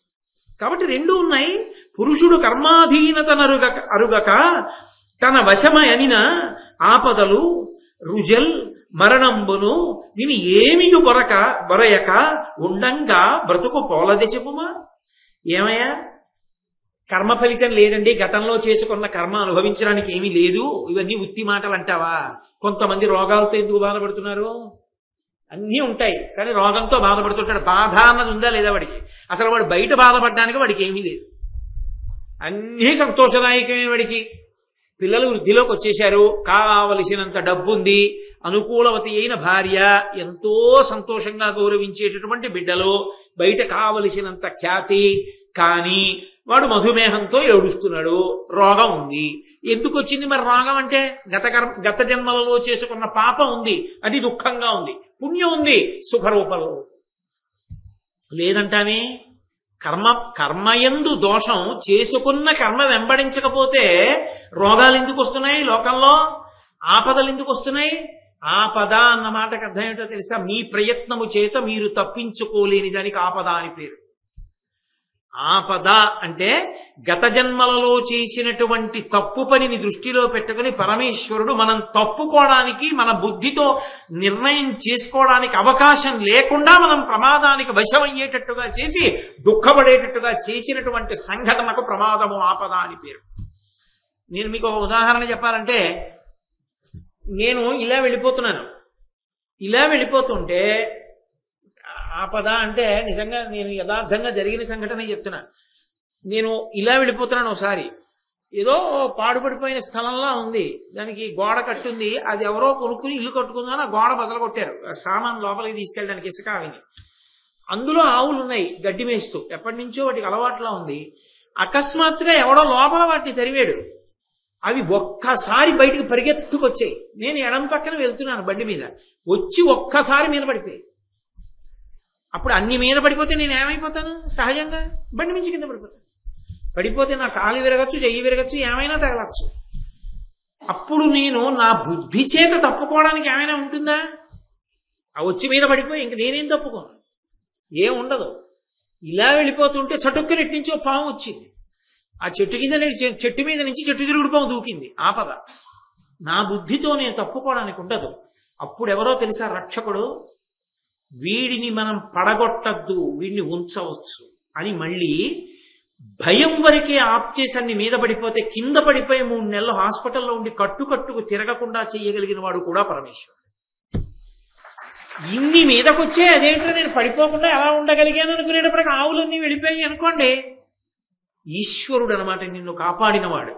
గత జన్మ పాపం పోయింది, ఈ జన్మలో ఎక్కడో ఎందుకో ఈశ్వరుడు నిన్ను రక్షించాడు. ఏ కారణానికి నిన్ను రక్షిస్తున్నాడో నీ అంతరాత్మకి తెలుసు. దాన్ని వదులుకోకుండా నువ్వు బతకగలిగితే చాలు. కాబట్టి దానికి ప్రమాదం అని పేరు, ఆపద అని పిలుస్తారు. ఆపదలు ఎందుకు వస్తున్నాయి? మనం ఎన్నిసార్లు అట్లా కొత్తగా పెళ్ళయింది, ఏదో వెడుతున్నారు, పాపం ఎక్కడో ఏదో ప్రమాదం జరిగింది, శరీరం విడిచిపెట్టేశారంటారు. ఎందుకు వస్తాయి ఆపదలు? గత జన్మ కర్మలే ఆపదలుగా వస్తాయి. కాబట్టి కర్మ వెంట రాదంటామే. కళ్ళ ముందు కనబడుతున్నది కనబట్టాలా కర్మ వెంట వస్తోందని? కర్మ ఫలితం అనుభవిస్తున్నారని అర్థం కావట్లా. అందుకే సనాతన ధర్మంలో విచిత్రం, ఎవరికైనా ఏదైనా ఆపద వచ్చిందని చెప్పారనుకోండి, అయ్యో పాపం అంటే. అయ్యో పాపం అంటే సానుభూతి కాదు, దాని అర్థం ఏమిటో తెలుసా? ఏమన్నా ఆయన పాపం జారి పడిపోయారట, ఆ పాదం విరిగిపోయిందండి, గుత్తిలోకి కట్టారు అన్న, అయ్యో పాపం అంటారు. అంటే కిందటి జన్మలో ఏ అమాయకుడు, ఏ బలహీనుడైనటువంటి వాడు అలా వెడుతున్నప్పుడు బలవంతుణ్ణి కదా అనేటటువంటి ఆధిక్య బుద్ధితో తోసేస్తే ఆ బలహీనుడు పడిపోయినప్పుడు వాడి గుత్తి విరిగిపోయిన పాపం మూట కట్టుకున్న కారణం చేత కట్టి కుడిపి ఇప్పుడు వీరు జారిపడి వీడి గుత్తి విరిగిపోయిందో ఆ పాపం వీడి ఇప్పుడు అనుభవించాడని చెప్పడానికి అయ్యో పాపం అంటారు. సానుభూతి కాదు, ఒకనాడు చేసుకున్నదే ఇప్పుడు అనుభవించాడని దాని గుర్తు. అందుకని అయ్యో పాపం అంటారు. అయ్యో పాపం అంటే సిగ్గుపడాలి. ఈశ్వర ఇంకో మాట ఇలా అనిపించుకోకుండా నన్ను బతకని అని అడగాలి. కాబట్టి ఆ కర్మకి ఫలితం లేదంటానే, అది వెంట వస్తూనే ఉంటుంది. నువ్వు చేసిన చేష్టితములు నిన్నే తరుగుతాయి. కాబట్టి నేను చేసింది ఏదో ఉంది అందుకే ఇలా పుట్టా, నేను చేసుకున్నది ఏదో ఉంది అందుకే ఇలా పుట్టినా ఇంత జ్ఞానం ఉంది. నువ్వు చేసుకున్నది ఏదో ఉంది అందుకే కౌశికుడు బ్రాహ్మణుడిగా వచ్చావు, నువ్వు చేసుకున్న దోషం కూడా ఏదో ఉంది అందుకే అసలు ఉండవలసిన జ్ఞానం లేకుండా పోయింది. కోపం ఎక్కువైపోయింది, పతివ్రత చేత నా దగ్గరికి పంపబడ్డావు. కాబట్టి ఎవరు చేసుకున్న కర్మ వాళ్ళని అనుభవించవలసిందే అనడానికి మన ఇద్దరికన్నా ఇంకా ప్రబల సాక్ష్యం ఏమిటయా? ఇలా అడుగుతున్నావు ఏమిటి? విచిత్రం కదూ. ఈ యొడలు విడిచి వేరొక కాయము గైకొని శరీరి కర్మ వచగతింపోయి సుఖదుఃఖములకను బాయక వెండియులు దేహ బంధము పొందు. ఈ శరీరం పడిపోతుందేమో, కానీ శరీరంతో చేసిన కర్మ జీవుడితో పాటు వస్తుంది. సుఖదుఖములను అనుభవింపజేయడానికి ఏ శరీరంలోకి వెళ్లాలో నిర్ణయించి ఈశ్వరుడు దాన్ని బట్టి ఆ శరీరంలోకి పెడతాడు. ఎక్కువ దుఃఖ పెట్టాలనుకుంటే ఇక్కడ ఎవరినో చాలా కష్టపెట్టాడు, చాలా దుఃఖపడవలసిన శరీరంలోకి వెళ్ళిపోతాడు. ఇక్కడ 10 మందిని సంతోష పెట్టడమే బ్రతుకుగా బ్రతికాడు. సంతోషంగా బతకడానికి కావలసిన జన్మని ఇస్తాడు. కాబట్టి ఇక్కడ చేసిన కర్మే శరీరం పడిపోతుంది, కానీ దీంతో చేసిన కర్మ మాత్రం జీవుణ్ణి వెంబడించి వచ్చే జన్మలలో సుఖదుఖములుగా మారుతోంది. స్థిరమగు పుణ్యకర్మమున దేహ భవంబగు పుణ్యపాప సంకరమున మానుషత్వమగు కల్మషముల్ పశుకీట భావమం వరయగచేయు ఈ పగిది పుట్టుచు తత్తుచు మోహవాడ్డిలో తిరుగుచునుండు గాని ఒక తీరము చేరడు జీవుడెన్నడు. బాగా పుణ్యమే చేసి కేవలం పుణ్యమే అనుభవించవలసి వస్తే దేవతాలోకానికి పంపిస్తారు. దేవతగా ఉంటాడు కేవలం పుణ్యం అనుభవించాలంటే. విన్నారుగా మీరు ఇంత పూర్వం ఇంద్రజిత్తుడి కథ. కేవల పుణ్యం ఉంటే దేవత అవుతాడు, కేవల పాపం ఉంటే క్రిమికీటకాదులు అవుతాడు, తిరియక్కు. పుణ్యము పాపము కూడా ఉంటే మనుష్యుడు అవుతాడు. అందుకే ఓ రోజు నవ్వుతాడు, ఓ రోజు ఏడుస్తాడు. కాసేపు పుణ్యం కాసేపు పాపం అనుభవంలోకి వస్తుంది. అప్పటికి సంతోషం, అప్పటికి ఏడు. అది ఎలా ఉంటుందంటే, అమ్మ చూడండి, తొడ పిక్క తిప్పేది అమ్మే, పాలు పట్టేది అమ్మే. అందుకని ఈశ్వరుడు ఏం చేస్తాడంటే కేవలం కష్టాలు ఒక్కటే పెట్టేస్తే తట్టుకోలేడని కొన్ని కష్టాలు కొన్ని సుఖాలు కలిపి మనుష్యుడిని పంపుతాడు. అప్పుడు వీడు దుఃఖపడుతుంటాడు, సుఖపడుతుంటాడు. జ్ఞానము చేత బుద్ధి చేత అనుష్ఠానము చేత ఎదగగలిగితే దేవతలు పొందలేనిది, క్రిమికీటకాదులు పొందలేనిది మనుష్యుడు ఒక్కడే పొందుతాడు. దేవతలకి పుణ్యం అయితే కింద పడిపోతారు, అసలు క్రిమికీటకాదులకి కర్మాధికారం లేదు. ఇక మనుష్యుడు బ్రతకవలసినట్లు బ్రతికితే అతను మాత్రం మళ్ళీ పుట్టవలసిన అవసరం లేని మోక్షానికి కూడా వెడతాడు. దేవతలకి మోక్షం లేదు, వాళ్ళు మళ్ళీ పునర్జన్మ ఎత్తాలి. ఒక్క మనుష్యుడికి అధికారం. అందుకే అందరిలోకి గొప్పవాడు ఎవరంటే నరుడే, మనుష్యుడే. మర్త్యలోకంలో పుట్టినా వాడే గొప్పవాడు. కాబట్టి ఇలా చేసుకున్న కర్మని బట్టేనయా దేవతలు అవుతున్నారు, మనుష్యులు అవుతున్నారు, క్రిమికీటకాదులు అవుతున్నారు. తపమనగ సకల విషయ జపేతమగు నట్టి బుద్ధి వైభవము సుమి తపమున సుస్థిరుడకు యోగ పరునకున్ కలవెయొండు కర్తవ్యంబుల్. అన్ని విషయ సుఖముల నుండి మనస్సుని వెనక్కి తిప్పేసి లాగేసి అసలు తృప్తి అన్నది ఇక్కడే ఉంది అని చెప్పి పరమ సంతోషంతో ఎప్పుడూ ఉండిపోయిన వాడికి ఇంద్రియముల వలన సుఖము ఇంద్రియము వలన దుఃఖము అన్న మాటకి దూరంగా జరిగిపోయిన వాడెవరో వాడు తపస్సిద్ధిని పొందినవాడు. అటువంటి వాడు పరమ శాంతితో ఉంటాడు సుమి. వాడికి సుఖ దుఃఖములన్న మాటలు లేవిహ అని రా మా నాన్నగారిని అమ్మగారిని చూపిస్తాను రమ్మని తీసుకెళ్లాడు ధర్మవ్యాధుడు. అన్నా కుమారా, నీ ఎట్టి సత్పుత్రుండు కలుగమా కేటి గడమ సెపుమా నీ చేయు ధర్మంబ నీకు తోడయ్యడు పరమాయు అర్ధ సంపదలు కనము నీ చరిత్రంబున నిఖిల వంశంబు పవిత్రతమయ్యే మానుష దేహమేల ధరించితో కాని తత్వమారయవర దేవతవు నీవు సంధ్యము వలదు వాంగ్మన కర్మముల పిత్రో వత్సలత్వమొక్క రూపుగా జలుపుచుయున్న ఎట్టి సద్గుణాకరు నిన్నెన్ని జామదజ్ఞు ఒకని నెన్నంగతగుగాక ఎరులు గలరే. ఆ ధర్మవ్యాధుడు కౌశికుణ్ణి తీసుకుని తన తల్లిదండ్రులున్న గదిలోకి వెళ్ళాడు. విశాలమైనటువంటి అరుగులు, మంచి పట్టె మంచాలు, మంచి భూషణాలు వేసుకుని, మంచి వస్త్రాలు కట్టుకుని, మంచి ఆహారం తింటూ ఎంతో సంతోషంగా కూర్చునున్నారు ఆ తల్లిదండ్రులు. ఆ తల్లిదండ్రులు ఈ పిల్లవాడిని చూడగానే, ధర్మవ్యాధుడిని చూడగానే అన్నారు, ఓ కుమారా, నీలాంటి కొడుకు పుట్టడం మా అదృష్టం రా నాయనా. నీవు ఎప్పుడూ ధర్మమునంది అనురక్తి, ధర్మం ధర్మం ధర్మం అని ధర్మాన్నే పట్టుకుంటావు. ఆ ధర్మం వలనే నీకు దీర్ఘాయుర్దాయము, సమస్తమైనటువంటి ఐశ్వర్యము కలుగుతోంది. నీ యొక్క నడవడి చేత మన వంశమంతా కూడా పవిత్రమైంది.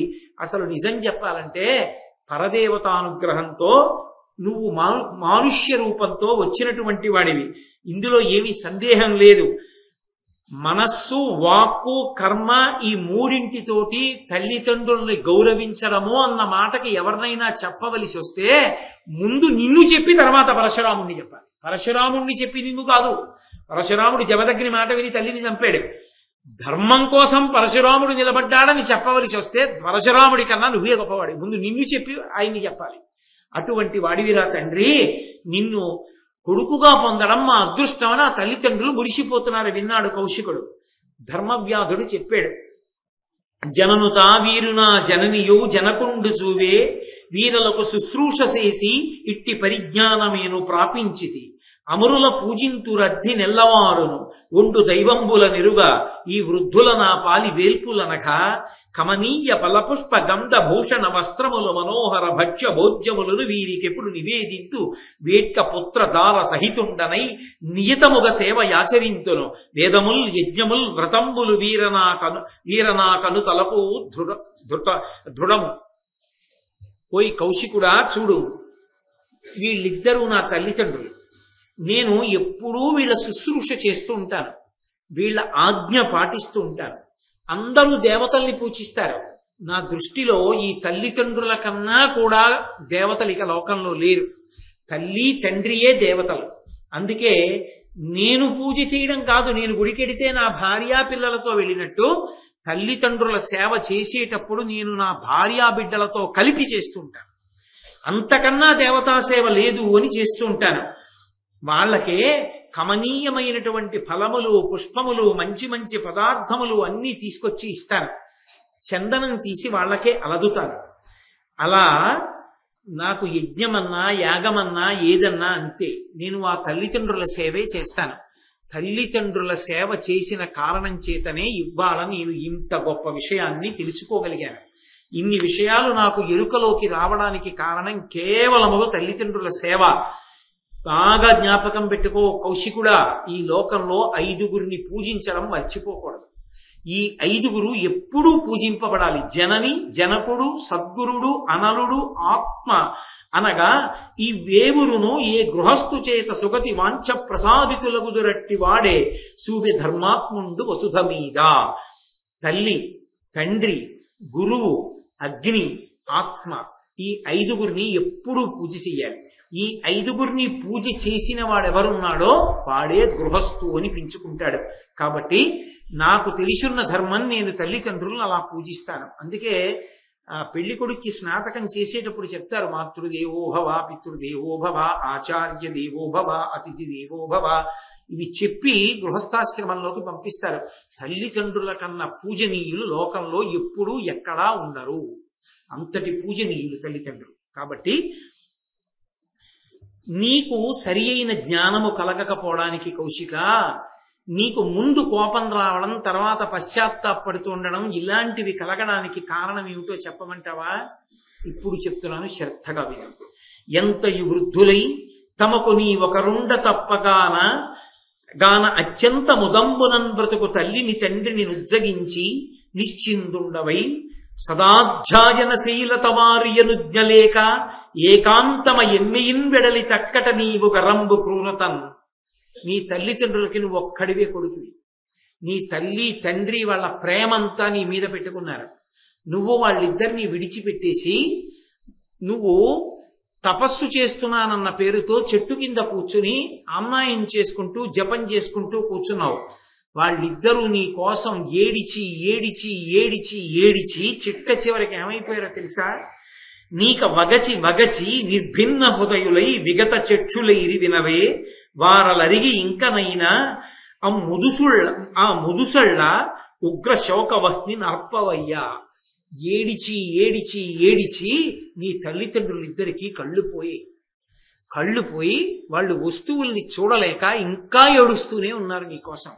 ఇప్పటికైనా బుద్ధి తెచ్చుకొని నీ తల్లిదండ్రుల సేవ చేయడం మొదలుపెట్టు. నీ తల్లిదండ్రుల సేవ చేస్తే నీకు అసలు ఎలా బ్రతకాలన్నది నీకే అర్థం అవుతుంది. కాబట్టి మాతాపితరుల సేవ చెయ్యడం మొదలుపెట్టు. ఇవాళ కలియుగ ప్రభావం ఎక్కడుందంటే, నేను మీతో ఒక పరమ యథార్థం చెప్తున్నాను. నేను ఊళ్ళు వెళ్ళినప్పుడు గోపాలకృష్ణ గారికి కూడా తెలుసు, ఆయన కూడా నా పక్కన ఉన్నారు. తల్లిదండ్రులు వచ్చి నా దగ్గర ఏడిచినటువంటి ఆ సందర్భాలు ఎన్ని ఉన్నాయో. ఇవాళ అర్థం పర్థం లేనటువంటి ఆధ్యాత్మిక సంస్థలు పెరిగిపోయి వాళ్ళకే శాస్త్ర పరిజ్ఞానం లేక ఒక్క కొడుకు ఉన్న తల్లిదండ్రుల దగ్గర నుంచి ఆ కొడుకుల్ని దూరం చేసేసి బ్రహ్మచారులుగా మార్చేస్తుంటే ఆ పిల్లలు ఇంటికి రాకుండా ఉంటే ఆ తల్లిదండ్రులు ఏడుస్తున్న ఏడుపు ఎంత ఏడుస్తున్నారో ఆ బిడ్డల కోసం. అంత అన్యాయంగా మారుస్తున్నటువంటి సంస్థలు ఉన్నాయి.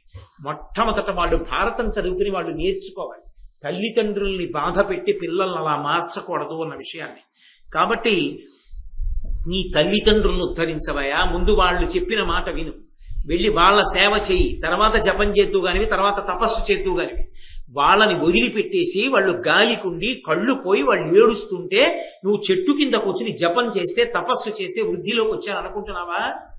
ఇది అందరికీ అన్వయం అవుతుంది. అందుకే ఇక్కడ ఈ దేశంలో 2 రకాలైన ఆదాయాలు ఉంటాయి. ఒకటి జేబులో వేసుకునే ధనం, రెండోది మానసికమైన ధనం. ధనం కోసం ఎక్కడికైనా వెళ్ళడం తప్పు కాదు, కానీ అసలైన ధనం ఏదంటే మాతాపితరుల సేవ. వాళ్ళని విడిచిపెట్టి ఎక్కడో ఉండడం, వాళ్ళు దిక్కుమాలిన వాళ్ళలా బతుకుతుండడం కన్నా అన్యాయమైన విషయం లోకంలో ఇంకోటి లేదు. కాబట్టి నువ్వు వెంటనే వెళ్ళి మీ తల్లిదండ్రుల సేవ చెయ్యి అని చెప్పి, ఇంతసేపటి నుంచి నువ్వు అడిగావు కదూ, ఇప్పుడు చెప్తున్నాను రహస్యం. నేను ఇన్ని తెలిసున్నవాడనై కూడా నీ తల్లిదండ్రులు ఏడిచి కళ్ళు పోయాయన్న విషయం కూడా ఇక్కడ ఉండి నేను పసిగట్టగలిగాను. ఈ దోషం ఏమిటో పసిగట్టగలిగాను. ఇంత శక్తి ఉన్నవాణ్ణి 4వ వర్ణంలో ఎందుకు పుట్టానని కదా నీ అనుమానం. ఇప్పుడు చెప్తున్నాను విను. నేను గత జన్మలో బ్రాహ్మణుణ్ణి, బాగా శాస్త్రాలు చదువుకున్నాను. ఆ శాస్త్రం చదువుకున్నప్పుడే ధనుర్వేదం కూడా చదువుకుని ధనస్సు బాణాలు చేత పట్టుకుని ఒక ఆశ్రమ ప్రాంగణంలో వేటాడడానికి వెళ్ళాను. అక్కడ ఒక పొదలలో ఒక జింకలా కనపడింది, బాణం వేశాను. ఆ బాణం వెళ్ళి ఆ మునికుమారుడికి తగిలింది. ఆ మునికుమారుడు వెంటనే శరీరాన్ని విడిచిపెడుతున్నాడు. నేను గబగబా వెళ్ళి, చూడలేదయ్యా, నీ మీద బాణం వేశాను, నన్ను మన్నించు అన్నాను. ఆయన అన్నాడు, ధర్మం తప్పావు, నువ్వు బ్రాహ్మణుడివి, 10 మందికి శాస్త్రం చెప్పవలసిన వాడివి, నీకు ధనస్సు విల్లమ్ములు ఎందుకు? నువ్వు ధనస్సు బాణాలు పట్టుకుని యుద్ధానికి రావచ్చా? ద్రోణాచార్యులు వారు చేసిందే చేశాడు. నువ్వెందుకు వచ్చావు వేటకి? నువ్వెందుకు వేసావు బాణం? నీ ధర్మం నువ్వు తప్పిపోయావు కనుక ఇక మళ్ళీ బ్రాహ్మణ ధర్మాన్ని అనుష్ఠించే అవకాశం లేకుండా 4వ వర్ణంలో పుట్టొచ్చే జన్మలో భ్రష్టుడివై కిందకెడుతున్నావు అంటాడు. అంటే అప్పుడు నేను బెంగ పెట్టుకుని ఆయన పాదముల మీద పడి ఏడిచాను, అయ్యా నన్ను రక్షించండి అని అడిగాను. దాని వలన నిన్ను ఒక శూద్రుగా తలపనే రఘుణాకరా, నీ చరిత్రమున్ కనమది అద్భుతం వలస కావున ఎయ్యది కారణంబుగా ననరగనిట్టి జన్మమునందితి చెప్పము భూత భావి వర్తనములయందు నీకు విదితంబులుగా నివి కల్గవిమ్మి అని కదా అడిగావు. నీకు ఎలా తెలుస్తున్నాయి ఇన్ని విషయాలని కదా అడిగావు. దానికి జవాబు చెప్తున్నాను చూడు.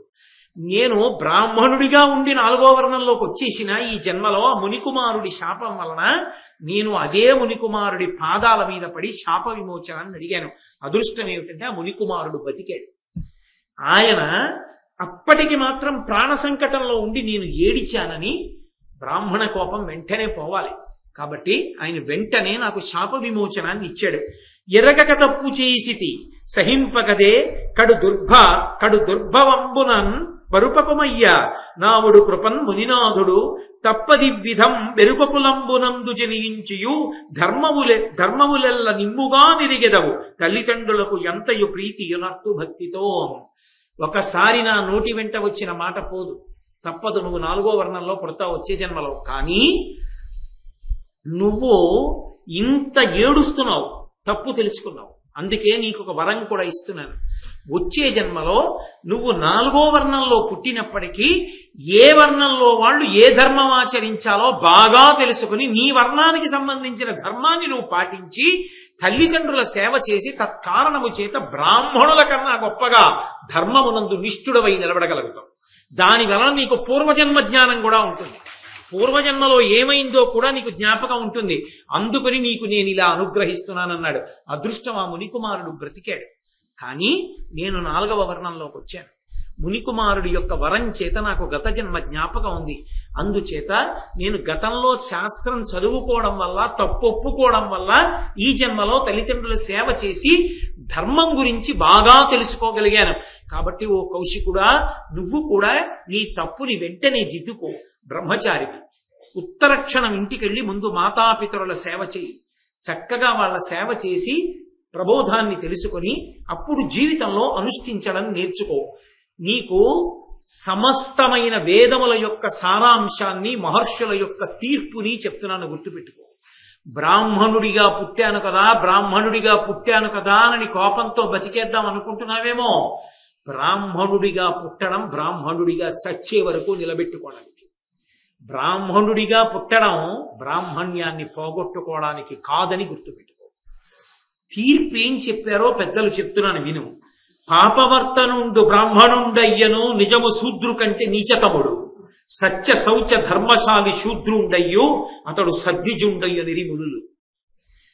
బ్రాహ్మణుడిగా పుట్టి బ్రాహ్మణ కుటుంబంలో తండ్రి ఉపనయనం చేసిన తర్వాత సంధ్యావందనం చేయక, గాయత్రీ మంత్రం చేయక, రామాయణం చదవక, భారతం చదవక, భాగవతం చదవక, ధర్మం అంటే తెలియక, ధర్మమునందు అనురక్తి లేక పాపభూయిష్టమైన జీవితాన్ని స్వార్థం కోసం బ్రతికినటువంటి వాడు బ్రాహ్మణుడిగా పుట్టి బ్రాహ్మణుడిగా అనిపించుకున్నప్పటికీ వాడు శూద్రుడి కన్నా నీచుడే, ఇంకా అంతకన్నా కిందకెళ్ళిపోయిన వాడే. 4వ వర్ణంలో పుట్టినప్పటికీ తన ధర్మాన్ని తాను అనుష్ఠిస్తూ 10 మందికి ఉపకారం చేస్తూ శౌచంతో బ్రతికిన వాడు ఎవడున్నాడో వాడు బ్రాహ్మణుడి కన్నా గొప్పవాడే. ఇది నా మాట కాదు, సమస్త మహర్షుల యొక్క తీర్పు కౌశిక. అందుకని అలా పాడైపోకు, వెళ్ళి తల్లిదండ్రుల్ని సేవించు, జీవితాన్ని ఒబ్బిడి చేసుకో అన్నాడు. వెంటనే ఆ కౌశికుడు అన్నాడు, అతులిత పుణ్యమూర్తివి, కృతాత్ముడవిందును నీవు ధర్మమూర్జితముగా ఎప్పుడే మరక చేయుచునుండుము. నిత్య శోభన స్థితి వెలుగొందు నేను భవదీయ సమాగతి చేసి ధర్మ సుస్థితమతినైతి నన్ననుమతింప కరుణాకరా పోయి వచ్చేదన్. ఎంత సంతోషంగా ఉందోనయ్యా ధర్మవ్యాధుడా నిన్ను చూస్తే. అతులిత పుణ్యమూర్తివి, పోల్చి చెప్పడానికి వీలు లేనంత పుణ్యాన్ని సంపాదించిన వాడివి. కృతాత్ముడవైతివి, నీకు ధర్మము బాగా తెలుసు, ధర్మ సూక్ష్మాలు. చక్కగా నువ్వు వృద్ధిలోకి వచ్చి సమస్త శోభనములను పొందు. నిన్ను కలవడం వల్ల నాకు ధర్మం అంటే ఏమిటో తెలిసింది. ఎవరు ఏది పట్టుకోవాలో, పట్టుకుని ఎలా తరించాలో అర్థమైంది. కాబట్టి నేను కూడా నా జీవితాన్ని ధార్మికమైన మార్గంలో చక్కదిద్దుకుంటాను. కాబట్టి నేను కూడా బయలుదేరి వెళ్ళి వస్తానని ఆ మహానుభావుడైనటువంటి కౌశికుడు ఆ ధర్మవ్యాధుని వలన ప్రబోధాన్ని పొంది ఉత్తమమైన జీవితాన్ని గడపడానికి నిశ్చయించుకున్నవాడై తల్లిదండ్రుల దగ్గరికి వెళ్ళిపోయాడు. అంటే ఆయన బ్రాహ్మణ ధర్మాన్ని ఆయన పాటించి ఆయన తరించిపోయాడు అని గుర్తించవలసి ఉంటుంది. ధర్మరాజా, ఈ సమస్త లోకము ధర్మమును ఆశ్రయించి ఉంటుంది. ఆ ధర్మము వర్ణాశ్రమములను బట్టి ఉంటుంది. కాబట్టి అది తెలుసుకుని బ్రతికిన నాడు ఎవ్వరైనా తరించవచ్చు. ఒక పతివ్రత ధర్మాన్ని ఆచరించి అంత శక్తి పొందింది. 4వ వర్ణంలో ఉన్న ధర్మవ్యాధుడు తన ధర్మాన్ని పట్టుకుని తానంత గొప్పవాడయ్యాడు. తాక్షుని వంటి మహర్షులు తమ ధర్మాన్ని పట్టుకుని వాళ్ళంత గొప్పవాళ్ళయ్యారు.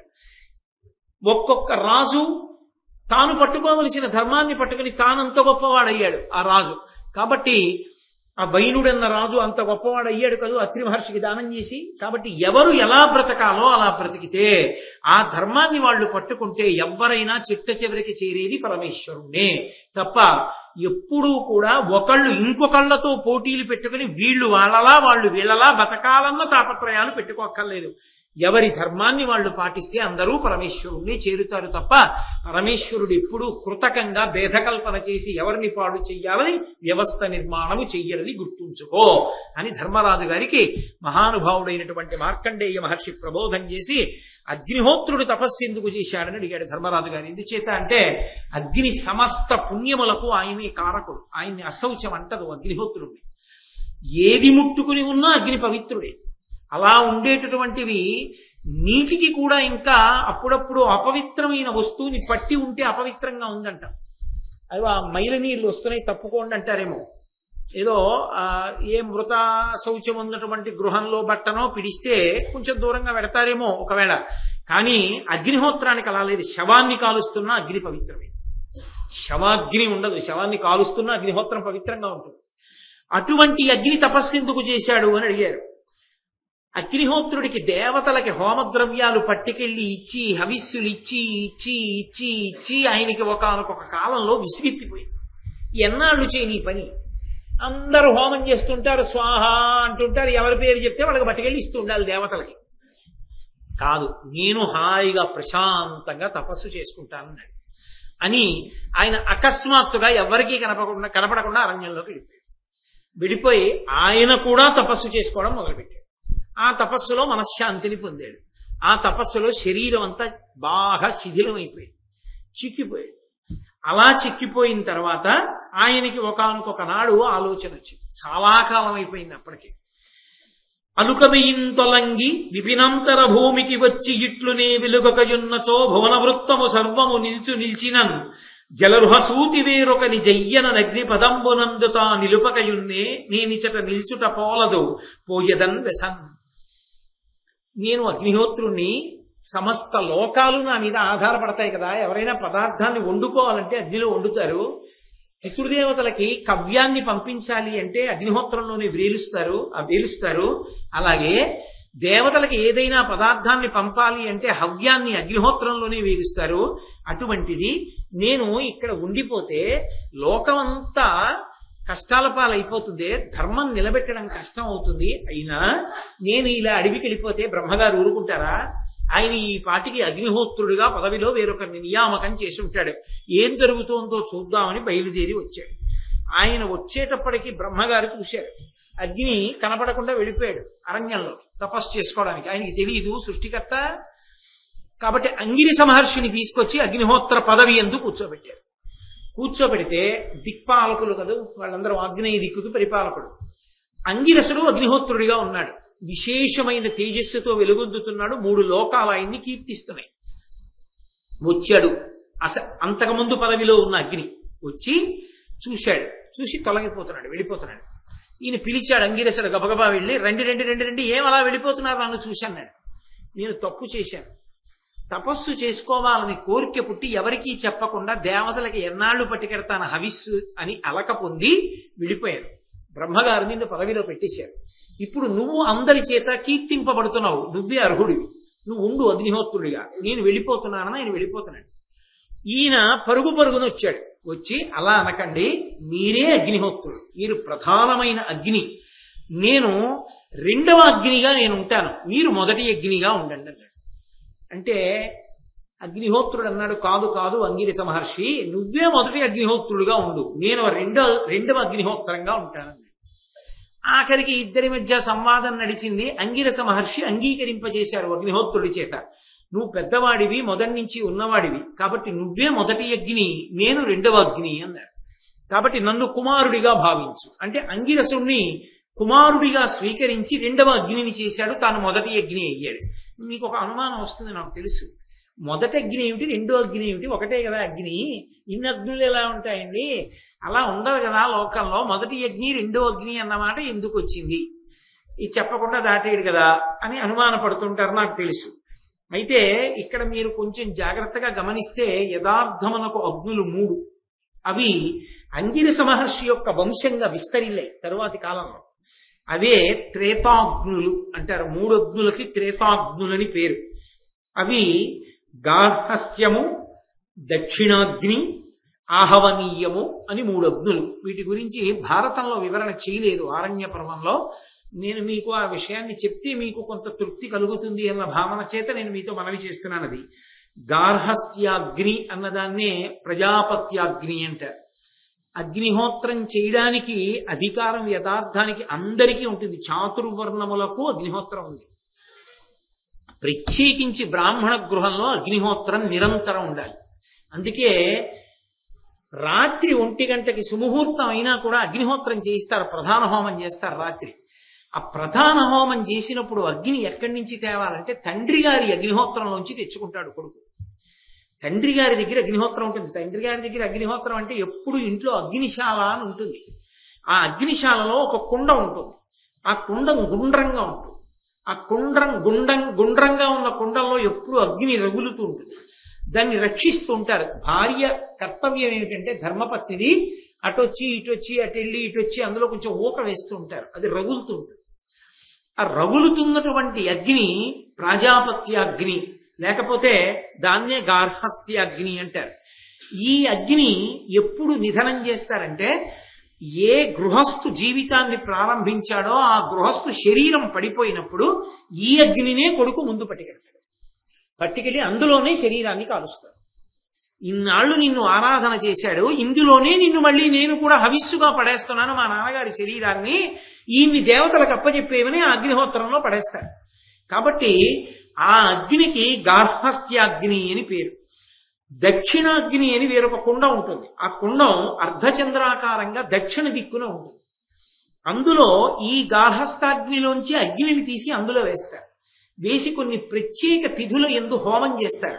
అమావాస్య అటువంటి వాటికి హోమం చేస్తే అందులో పితృదేవతలకి చిన్న చిన్న దేవతలు, పెద్ద పెద్ద దేవతలు కాకుండా చిన్న చిన్న దేవతలు ఉంటారు కొంతమంది, ఆ చిన్న చిన్న దేవతలందరికీ కూడా అందులోంచి దక్షిణాగ్ని, దక్షిణ దిక్కున ఉన్నటువంటి కుండంలోంచి చేస్తారు. అది అర్ధచంద్రాకారంగా ఉంటుంది. అలాగే మూడవ అగ్ని ఉంటుంది, అది ఆహవనీయాగ్ని అని పిలుస్తారు. అదే హవనం చేస్తున్నారండి అంటారు. మీరు ఎప్పుడైనా యజ్ఞశాలలో కార్యక్రమం జరుగుతున్నప్పుడు చూస్తే హవనం జరుగుతోంది అంటారు. హవనం జరుగుతోంది అంటే దాని గుర్తు ఏమిటంటే యజమాని యొక్క అగ్నిహోత్రంలోంచి తీసుకొచ్చి ఉత్తర దిక్కుగా ఉన్నటువంటి చతురస్రాకార కుండంలో వేస్తారు. వేసి రగల్చి మంత్రయుక్తంగా పెద్ద పెద్ద దేవతల్ని పిలుస్తారు. వాజపేయము, అతిరుద్రము, లేకపోతే ఏదో అటువంటి పెద్ద పెద్ద యాగాలు చేస్తున్నప్పుడు దేవతల్ని పిలిచి అందులోంచి హవిస్సులు ఇస్తారు. అలా ఇచ్చినటువంటి దాన్ని ఆహవనీయాగ్ని అని పిలుస్తారు. ఇందులో మళ్ళీ ఒక చిత్రం ఉంది. 3 అగ్నుల్ని ఆరాధన చేసినటువంటి వాణ్ణి త్రేతాగ్ని శ్రౌతి అని పిలుస్తారు. 3 అగ్నులు ఉంటాయి. అంటే ఈ అగ్ని కుండ ఉంటుంది, ఆ కుండ ఉంటుంది, ఆ కుండ ఉంటుంది. ఆయన అమావాస్య నాడు అందులో హోమం చేస్తాడు. ఎక్కువగా అవతల కుండంలో ఆ ఆహవనీయాగ్నిలోకి పెద్ద పెద్ద యాగాలు చేస్తుంటాడు. ఇలా 3టిని కూడా ఆరాధన చేస్తూ అగ్ని ఆరాధన చేసేటటువంటి వాడిని త్రేతాగ్ని శ్రౌతి అని పిలుస్తారు. 2 అగ్నులను అంటే దక్షిణాగ్నిని ప్రాజాపత్య అగ్నిని, ఈ రెండిటిని ఆరాధన చేసేటటువంటి వాడిని ఆహితాగ్ని అని పిలుస్తారు. ఇది కాకుండా ఇంకా చాలా పెద్ద పెద్ద యజ్ఞాలు చేస్తే కొన్ని నెలల పాటు, సంవత్సరాల పాటు చేస్తారు. అలా చేసిన వాడిని దీక్షితుడు అంటారు. అలా చేసిన వాడికి పేరు చివర దీక్షితులు అని వచ్చేస్తుంది. ఇంకా గౌరవార్థం ఏం చేస్తారంటే లౌకిక నామాన్ని వదిలిపెట్టేస్తారు. వదిలిపెట్టి దీక్షితులు గారు వస్తున్నారంటే ఆ కుటుంబంలో పుట్టిన వాళ్ళు కూడా అటువంటి యజ్ఞాలు చేస్తుంటారు. అందుకని ఆ పేరు చివర దీక్షిత శబ్దం కలుస్తుంది. కలిసి దీక్షితుల వారు వస్తున్నారు, దీక్షితుల వారు వస్తున్నారు అంటూ ఉంటారు. అంత పెద్ద యజ్ఞం చేస్తే దీక్షిత శబ్దం వేస్తారు. యజ్ఞము చేసి సోమయాజి అవుతాడు. అప్పుడు పేరు పక్కన సోమయాజి చేరుతుంటుంది. ఇక తిక్కన సోమయాజి. అది అంతా అగ్ని సంబంధం. అగ్ని చేత పొందుతారు. అందుకని మొదటి అగ్ని అన్న మాటకు అర్థం ఏమిటంటే యథార్థముగా ఈ లోకమంతా ఉన్నటువంటి అగ్ని. రెండవ అగ్ని అన్న మాటకు అర్థం ఏమిటంటే ప్రాజాపత్యాగ్ని అని. గృహస్థాశ్రమంలోకి వెళ్ళగానే పెట్టుకున్న అగ్ని, అందులోంచి దక్షిణాగ్ని, ఆహవనీయాగ్ని వస్తుంటాయి. కాబట్టి అగ్నులుగా ప్రవర్తిల్లడం, అంగిరసుని యొక్క వంశం వర్ధిల్లి అనేక మంది పుట్టారు. అంటే వాళ్ళందరూ ఈ అగ్నులుగానే మారారు. ఇందులో మళ్ళీ ఒక్కొక్క యజ్ఞం చేసినప్పుడు ఒక్కొక్కరికి ప్రత్యేక గౌరవం ఉంటుంది. కొందరికి మొదటి పూజ చేస్తే కానీ చేయకూడదు, అలా చెయ్యకుండా యజ్ఞం చెయ్యాలి. అలాగే కొన్ని యజ్ఞాలు ఉంటాయి. ఆ యజ్ఞం చేస్తే దక్షిణ ఎవరికి ఇవ్వాలి అని నిర్ణయం వచ్చింది అనుకోండి, అటువంటి పెద్ద పెద్ద యజ్ఞాలు చేసినప్పుడు ఆత్రేయ సగోత్రీకుల్ని తీసుకెళ్లి మొట్టమొదట వారికి ఇస్తారు ఆ తాంబూలాన్ని. వాళ్ళు యజ్ఞంలో ఋత్విక్కుగా ఉన్నా ఉండకపోయినా కూడా ఆత్రేయ సగోత్రీకులకి అంత గౌరవం ఉంది. వారిని తీసుకెళ్లి ఆత్రేయ సగోత్రీకులు ఎవరైనా మంటపంలో ఉంటే ఉన్నారా అని అడిగి ప్రథమ తాంబూలం ఇస్తారు. కొన్ని పెద్ద పెద్ద యజ్ఞాల్లో ఆత్రేయ సగోత్రీకులు ఉంటే వాళ్ళకి ఇవ్వాలి ఆ తాంబూలం అని. ఒక్కొక్క గోత్రానికి అలా శక్తి ఉంటుంది. కాబట్టి తాను ఏ గోత్రంలో పుట్టాడో ఆ గోత్ర గౌరవం ఏమిటో తెలుసుకుని ఉండాలి లోకంలో. కాబట్టి ఆ అగ్ని, రెండవ అగ్ని, మొదటి అగ్ని అన్న మాటలు అందుకు వచ్చాయి. కాబట్టి ఇప్పుడు అగ్నిహోత్రుడిగా ఉన్నాడు, అంగిరసుడు రెండవ అగ్నిహోత్రుడుగా ఉన్నాడు, రెండవ అగ్నిగా ఉన్నాడు. ఇలా వీళ్ళు చక్కగా వర్ధిల్లుతున్నారు. లోకం అంతా కూడా ఎంతో సంతోషంగా ఉంది. ఒకానొకప్పుడు మళ్ళీ ఒక చిత్రం జరిగింది. అగ్నిహోత్రుడికి మళ్ళీ కోరిక పుట్టింది. ఎన్నాళ్ళు మళ్ళీ ఏదో తపస్సుకు పోయిన వాడిని ఆ తపస్సు చేసుకోకుండా ఏమవుతోంది లోకంలో, లోకం ఎలా ఉంది, నా పదవిలో ఎవరినన్నా పెట్టారా చూడ్డానికి వచ్చాను, అబ్బా మళ్ళీ విసుగొస్తోంది ఈ పట్టికెళ్ళడం, దేవతలకి ఈ హోమద్రవ్యాలన్నీ ఇవ్వడం. ఇలా కాదని చెప్పి ఒక రోజున అధర్వుడు, అంటే అక్కడే హోమం చేసేటప్పుడు సాయం చేసేవాళ్ళు ముఖ్యమైన వాళ్ళు నలుగురు ఉంటారు. అందులో అధర్వుడు ఒకడు. బ్రహ్మస్థానం ప్రధాన స్థానం. ఆ అధర్వుడికి తన స్థానాన్ని అప్పగించి దేవతలకి హోమద్రవ్యాలను అందచేయమని నియామకం చేసేసి ఆయన సముద్రం లోపలికి వెళ్ళిపోయాడు. ఆయన సముద్రం లోపలికి వెళ్ళిపోతే దేవతలందరూ వెతుక్కున్నారు. ఏడి అగ్నిహోత్రుడు మళ్ళీ కనబట్టలేదు, ఎక్కడికి వెళ్ళాడని వెతికారు. వెతికితే చేపలు చెప్పేశాయి, మా దగ్గరికి వచ్చాడు, సముద్రపు అడుగును ఉన్నాడు, ఇక్కడ కూర్చుని తపస్సు చేసుకుంటున్నాడు అన్నాయి. వెంటనే అగ్నిహోత్రుడి దగ్గరికి వెళ్ళి ప్రార్థన చేశారు. అలా కూర్చుంటే ఎలాగయ్యా, బయటికి రమ్మన్నారు. ఆయనకి మీకు ఎవరు చెప్పారు నేను ఇక్కడ ఉన్నానని అడిగాడు. చేపలు చెప్పాయన్నారు. లోకంలో మీతో చెప్పారు, పరదేవతా శాసనం ఒకటి నడుస్తూ ఉంటుంది. వాళ్ళు ఊహ చేస్తారు ఇది జరగాలి లోకంలోని, దానికి అనుగుణంగా నడుస్తుంటాయి ఇవన్నీ. అప్పుడు అగ్నిహోత్రుడు అన్నాడు, మీరు నేను దాక్కుంటే సముద్రంలో తపస్సు చేసుకుంటుంటే చెప్పేశారు దేవతలకి, కాబట్టి నిర్దాక్షిణ్యంగా పట్టి చంపేసేది ఏదైనా ఉంటే మిమ్మల్ని లోకంలో. సరికదా, బ్రాహ్మణులు కూడా మిమ్మల్ని తింటారు కొన్ని చోట్ల. అందుకే చాప శాకాహారం అని తింటారు, జలపుష్పం అని తింటారు ఒరిస్సా అటువైపు. కాబట్టి మిమ్మల్ని నిర్దాక్షిణ్యంగా చంపుతారు. మిమ్మల్ని పట్టుకుంటుంటే ఎంతటి వాడు కూడా మనసు విచలితం అయిపోదు. చేపలు పడుతున్నారు అనుకోండి, చాలా సాధారణమైన విషయం కింద చూస్తారు. సరిగదా, దగ్గరికి వెళ్ళి చూస్తారు ఏం పడ్డాయో. కొత్తగా ఆ వల ఈడ్చుకొచ్చాడు అనుకోండి, యువతలకి కొంచెం రక్తం చూస్తే భయపడేవాడు కూడా వెళ్ళి చక్క చూస్తాడు. అంటే వల్ల అది కొట్టుకుంటుంటే అదో సరదాగా ఉంటుంది. దాన్ని పీకడం, బుట్టలో బరాయడం, వీడు చూస్తూ ఉంటాడు. వీడేం చేపలు తిండవు కానీ చూస్తూ ఉంటాడు. వల వేసి చేపలు లాగుతుంటే చూడడం అదో సరదా. కాబట్టి లోకంలో హింస బాగా జరిగేది మీ మీద. అందుకే కోరి కోరి ఎక్కడైనా నీళ్లు తగ్గుతున్నాయంటే వలట్టుకు వెళ్ళిపోతారు. సముద్రం అన్నా సరే వలట్టుకు వెళ్ళిపోతారు. ఎక్కడికి వెళ్ళినా ఎక్కడెక్కడ ఉన్న వాటినో ఈడుచుకొస్తారు. ఈడుచుకొచ్చి 1480 కిలోల మాంసం ఉంది, ఇంత కమ్ముడు పోయిందని పేపర్లో పెద్ద ఫోటో, దాన్ని అమ్మేస్తూ ఉంటారు. దాన్ని ముక్కలు కోసేసి తింటూ ఉంటారు. కాబట్టి హింస మీయందే జరుగుతుందని అగ్నిహోత్రుడి శాపం. అందుకని శాపాలను అంతలా పడుతుంటారు, ఎండబెడుతుంటారు, వాటిని ఏదో బండలకి రాస్తూ ఉంటారు. సరే ఏదో చూసిన మటుకు చెప్పాను, తెలిసి మాత్రం కాదు. కాబట్టి అవన్నీ కూడా అలా శాపాన్ని పొందాయి.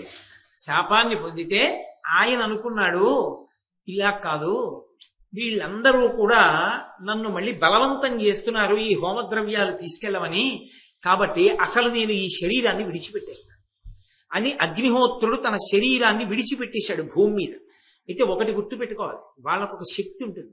వాళ్ళు శరీరాన్ని వదిలిపెట్టి ఇంకో శరీరంలోకి వెళ్ళగలరు. వాళ్ళ ఇచ్చ వచ్చిన శరీరంలోకి తీసుకుంటారు వాళ్ళు. అందుకని ఆయన శరీరం వదిలిపెట్టాడు. వదిలిపెడితే ఆ శరీరంలోని ధాతువులలోంచి కొత్త పదార్థాలు పుట్టాయి. ఎందుకని? ఆయన శక్తి అటువంటిది, దిక్పాలకుడు. మరి ఆ శరీరంలోంచి వచ్చాయి. అలా విడిచిపెట్టినప్పుడు అందులోంచి ఆయన చీము రషి నుండి గంధకం వచ్చింది, ఎముకల నుండి దేవదారు చెట్లు పుట్టాయి. అందుకే బాగా బలంగా ఉంటాయి దేవదారు కర్ర. కఫం నుండి కర్పూరం వచ్చింది. అగ్నిహోత్రుడి యొక్క కఫం అది శ్లేష్మ, అందుకే తెల్లగా ఉండి ఇలా అగ్ని తగిలితే అంటుకుంటుంది. కాబట్టి ఆయన కఫం నుండి కర్పూరం వచ్చింది. పిత్తం నుండి నవరత్న విశేషమైనటువంటి పచ్చ పుట్టింది. వాతం నుండి పాషాణ శిల పుట్టింది. గోళ్ల నుండి కాకి బంగారం పుట్టింది. అలాగే నరాలు రక్తనాళాల నుండి పగడం వచ్చింది. అగ్నిహోత్రుడు ఆ పైన ఏం చేశాడంటే భూ గర్భంలోకి వెళ్ళిపోయి వేరు శరీరంతో ఆయన విశేషమైనటువంటి తపస్సు చేశాడు. తపస్సు చేసి చాలా సంతోషాన్ని పొంది తృప్తి పొంది అధర్వుడు ఉంచాడు కదా అప్పటి వరకు హోమద్రవ్యాలు తీసుకెళ్ళడానికి, మళ్ళీ వచ్చి భృగువు మొదలైన మహర్షుల యొక్క ఆశీర్వచనాలు కూడా పొంది అమ్మయ్యా తనివి తీరా తపస్సు చేసుకున్నానని వచ్చి మళ్ళీ తన పదవిలో తాను కూర్చున్నాడు. ఈ తన పదవిలో తాను కూర్చున్నప్పుడు మళ్ళీ ఒక పెద్ద విశేషం ఒకటి జరిగింది. ఇవన్నీ కూడా పరదేవతా సంకల్పాలు. ఇవి జరగడం కోసం అల్లుకుంటూ ఉంటాయి. చూడండి, చిన్నపిల్లలు సంక్రాంతికి ముగ్గులు ఎడతారు, చుక్కలు కలపడం అని. చుక్కలు పెట్టి అమ్మాయి ఎక్కడ మొదలెట్టాలి అని తల్లిని పిలుస్తుంది. ఈ చుక్క నుంచి ఇలా వెళ్ళవే, ఇలా రా అంటుంది తల్లి. ఆ చుక్కలన్నీ కలిపితే ఓ ముగ్గు వస్తుంది. ఈ చుక్కలు అమ్మవారు పెడుతుంది, కలపడం కథగా నడుస్తుంది. ఒక్కొక్కటి జరగడానికి కావలసిన ప్రణాళిక ఆవిడిది, పరమేశ్వరుడు. కాబట్టి ఒకానొకనాడు రాక్షసుల చేతిలో ఓడిపోయాడు ఇంద్రుడు. ఎలా గెలుస్తాను అని ఆలోచించుకుంటూ చాలా బాధ పొందుతూ మానసము అన్న పర్వతం ఎక్కి కూర్చున్నాడు. ఎక్కి కూర్చున్న సమయంలో ఒక ఆడది అరుస్తూ వెళ్ళిపోతోంది, రక్షించండి రక్షించండి రక్షించండి అని. ఈయన వెళ్ళి రాక్షసుడు పట్టుకుపోతున్న ఆ స్త్రీని రక్షించాడు. అడిగాడు, ఎవరు నువ్వు అన్నాడు. మేము అక్క చెల్లెళ్ళాం, ఒక రాజు యొక్క పుత్రికలం, దక్ష ప్రజాపతి యొక్క కుమార్తెకి సంతానం. నా పేరు దేవసేన, నా అక్క పేరు దైత్యసేన. మా అక్కకి రాక్షసుడంటే ఇష్టం, వాడితో వెళ్ళిపోయింది. నాకు వాడంటే అసహ్యం, నేను ఉండిపోయాను. పేర్లు తెలిసిపోవట్లా మీకు? అందులో ఉన్న రహస్యం తెలియట్లా? దేవసేన అంటే మంచి బుద్ధులు, దైత్యసేన అంటే రాక్షస బుద్ధులు. రాక్షస బుద్ధులు రాక్షసుడితో పడతాయి, దేవసేన మంచి బుద్ధులు మంచివాడికి ఎడతాయి. అవి ఎక్కడో ఉండవు, ఇక్కడే ఉంటాయి. కాబట్టి ఇప్పుడు ఆ ఇంద్రుడు దేవసేనని తీసుకొచ్చాడు. తీసుకొచ్చి, అమ్మా నువ్వు దక్ష ప్రజాపతి యొక్క కుమార్తెకి కుమార్తె అంటున్నావు, మనవరాలివి. కానీ అప్పుడు దక్ష ప్రజాపతికి మనవరాలి అవుతావు. నా భార్య కూడా దక్ష ప్రజాపతి కుమార్తె, కాబట్టి బంధుత్వం ఉంది మనకి. కాబట్టి నేను ఒక మాట చెప్తాను, అసలు నువ్వు ఏ కోరికతో ఉన్నావు? రాక్షసుని వద్దన్నావు కదా, మరి నీకు ఎవరిని భర్తగా పొందాలని కోరికుంది అని అడిగాడు. ఆవిడంది, అనిమిషదానవేంద్రులకునైన జయ్యుడు ఉగ్రవైరి భంజనుడు త్రిలోక రక్షణ వశం వధుడున్ భవదిష్టమిత్రుడున్ ఘనగుణ కీర్తనుండునకు కంతుని కోరెదా నా మనోరథంబు నిరయ సంఘటించి సురపొంగవ నన్ను కృతార్థ చెయ్యవే. నాకు 3 లోకములను గెలవగలిగినటువంటి వాడు నీకు, అంటే ఇంద్రుడికి మిత్రుడైనటువంటి వాడు, విశేషమైనటువంటి పరాక్రమం కలిగిన వాడు, తేజస్సు కలిగినటువంటి వాడు, అటువంటి వాడు నాకు భర్త కావాలని కోరిక. వెంటనే ప్రశ్న చెప్పడం అని జ్యోతిషంలో ఒక భాగం. ఏ సమయంలో ఆమె ఈ ప్రశ్న వేసిందో చూశాడు ఇంద్రుడు. ఈమెకి ఇలాంటి భర్త వస్తాడా అని తెలుసుకోవడానికి. అది అమావాస్య తిథి. పైగా అమావాస్య నాడు ఏకకాలంలో సూర్యోదయ సమయం కాబట్టి సూర్యుడు చంద్రుడు ఏకరాశిలో ఉన్నారు. సూర్యుడు చంద్రుడు అగ్ని ముగ్గురు కలిసి ఉన్నటువంటి రౌద్రమైనటువంటి ముహూర్తం. అప్పుడే సూర్యోదయం అవుతోంది, సముద్రం అంతా ఎర్రబడింది. కాబట్టి సూర్యుడు చంద్రుడు అగ్నితారకమైనటువంటి వాడు ఎవరుంటాడో అంతటి మహానుభావుడు ఎవరో ఉండాలి, ఆయనకి కానీ ఈమె ఇల్లాలు కాదు అనుకుని చతుర్ముఖ బ్రహ్మగారి దగ్గరికి తీసుకెళ్లాడు. ఈ పిల్ల అటువంటి వాడికి భర్తనవుతానంది, ఎవరతను అని అడిగాడు. భార్యనవుతానంది, ఎవరతను. ఆయన అన్నారు, అలాంటి వాడు పుట్టుకొస్తున్నాడు. వాడు ఇత పూర్వం ఉన్నవాడే, కానీ ఇప్పుడు పుడుతున్నాడు. వాడికే ఈమె ఇల్లాలవుతుంది. కాబట్టి కొద్ది కాలం ఈమెని నా దగ్గర ఉంచుతాను, ఆయన రాగానే ఈమెనిచ్చి వివాహం చేస్తానన్నాడు. కొంతకాలం అయింది. అగ్నిహోత్రుని యందు శివవీర్యము నిక్షేపించి ఉంచబడింది. మీరు రామాయణంలో విన్నారు. ఆ శివవీర్యము మహాభారత కథకి సంబంధించినంత వరకు స్వాహాదేవియే అగ్నిహోత్రుణ్ణి అనేక రూపాలతో తృప్తిపరచిన కారణం చేత 6 మాట్లు స్ఖలనమై నిక్షిప్తం చేయబడింది. 6 ముఖాలతో అగ్ని కుమారుడిగా, పావకి అగ్ని కుమారుడిగా, తేజస్సు పరమశివుడిదే, అగ్నిహోత్రుని యందు నిక్షేపింపబడి ఉంది. అంటే ఏదో బ్లడ్ బ్యాంక్ లో రక్తం ఉంచినట్టుగా శివవీర్యము అగ్ని యందున్నది. అగ్ని ద్వారా ఇప్పుడు వచ్చి రెల్లు పొదలలో చేరింది. ఒక కుమారుడు ఉద్భవించాడు. ఆయన శుక్లపక్షంలో పాడ్యమి నాడు ఆ శివుని యొక్క తేజస్సు బయటికి వెళ్ళడం జరిగితే 2వ తిథి నాటికి గర్భంగా మారి 3వ తిథి నాటికి దేహాన్ని పొంది 4వ తిథి నాటికి సాంగోపాంగంగా సంపూర్ణమైన ఆకృతి పొంది 5మి నాడు లేచి నిలబడి ఎక్కడో కొండలో త్రిపురాసుర సంహారంలో పరమశివుడు దాచినటువంటి ధనస్సుని బాణాల్ని తీసుకొచ్చి బ్రహ్మాండమైనటువంటి వింటిధ్వని చేసి ఆ దిగ్గజాలన్నీ కూడా కంగారు పడిపోయేటట్టుగా ఒక చేత్తో ఆ ధనస్సు పట్టుకుని, ఒక చేత్తో బాణాన్ని పట్టుకుని, శక్తి అనే ఆయుధాన్ని ధరించి 4వ చేత్తో కోడి పుంజని అలవోకగా పట్టుకుని, ఒక చేత్తో శంఖాన్ని పూరిస్తూ 2 చేతులతో ఆకాశాన్ని చరుస్తూ 2 చేతులు ముఖాల మీద ఉంచుకుని చంటి పిల్లవాడు బొటనవేలు నోట్లో పెట్టుకున్నట్లుగా నోట్లో వేళ్లు చీకి ఒక బాణాన్ని ప్రయోగించి క్రౌంచ పర్వతాన్ని బదలగొట్టి శక్తి అన్న ఆయుధాన్ని వేసి శ్వేతశైల శృంగాన్ని విరగ్గొట్టి కింద మారేశాడు. ఇదెక్కడ పిల్లాడ్రా, 6వ రోజు వచ్చేటప్పటికి ఇంత గొప్పవాడైపోయాడు. చైత్ర మొట్టమొదటి శుక్లపక్ష పాడ్యమి నాడు మొదలయ్యాడు. షష్ఠి వచ్చేటప్పటికి ఇంత గొప్పవాడు అయిపోయాడు. ఎవరి పిల్లవాడని దేవతలు పరిగెత్తికెళ్ళి, ఇంద్రా నీ పదవి ఊడిపోయేటట్టుంది, ఆయన ఎవరో గొప్పవాడు వచ్చేశాడు లోకంలో అన్నారు. ఆయన గబగబా యుద్ధానికి వచ్చి తన వజ్రాయుధం పెట్టి కొట్టాడు. సృష్టి చాలా గమ్మత్తుగా ఉంటుంది. అన్ని సృష్టిలు ఒక్కలా ఉండవు. ఒకనకొకప్పుడు విఘ్నేశ్వరుడు గడ్డం ఇలా గోక్కున్నాడు, సృష్టి వచ్చింది అందులోంచి. దేవతల యొక్క శక్తి అలా ఉంటుంది. ఆ సుబ్రహ్మణ్యేశ్వర స్వామి వారి యొక్క కుడి భాగం మీద వజ్రాయుధం తగిలింది. వెంటనే మేకతల కలిగినటువంటి సుబ్రహ్మణ్య శక్తి ఒకటి విశాఖుడు అన్న పేరుతో పుట్టింది. నైగమేషుడు విశాఖుడు అనుగమించారు అని శ్రీరామాయణం బాలకాండలో కూడా ఉంది. కాబట్టి ఆ విశాఖుడు అన్నవాడు సుబ్రహ్మణ్యుడికి తమ్ముడుగా మళ్ళీ పుట్టాడు. అనేక మంది బాలికలు పుట్టారు అదే సమయంలో.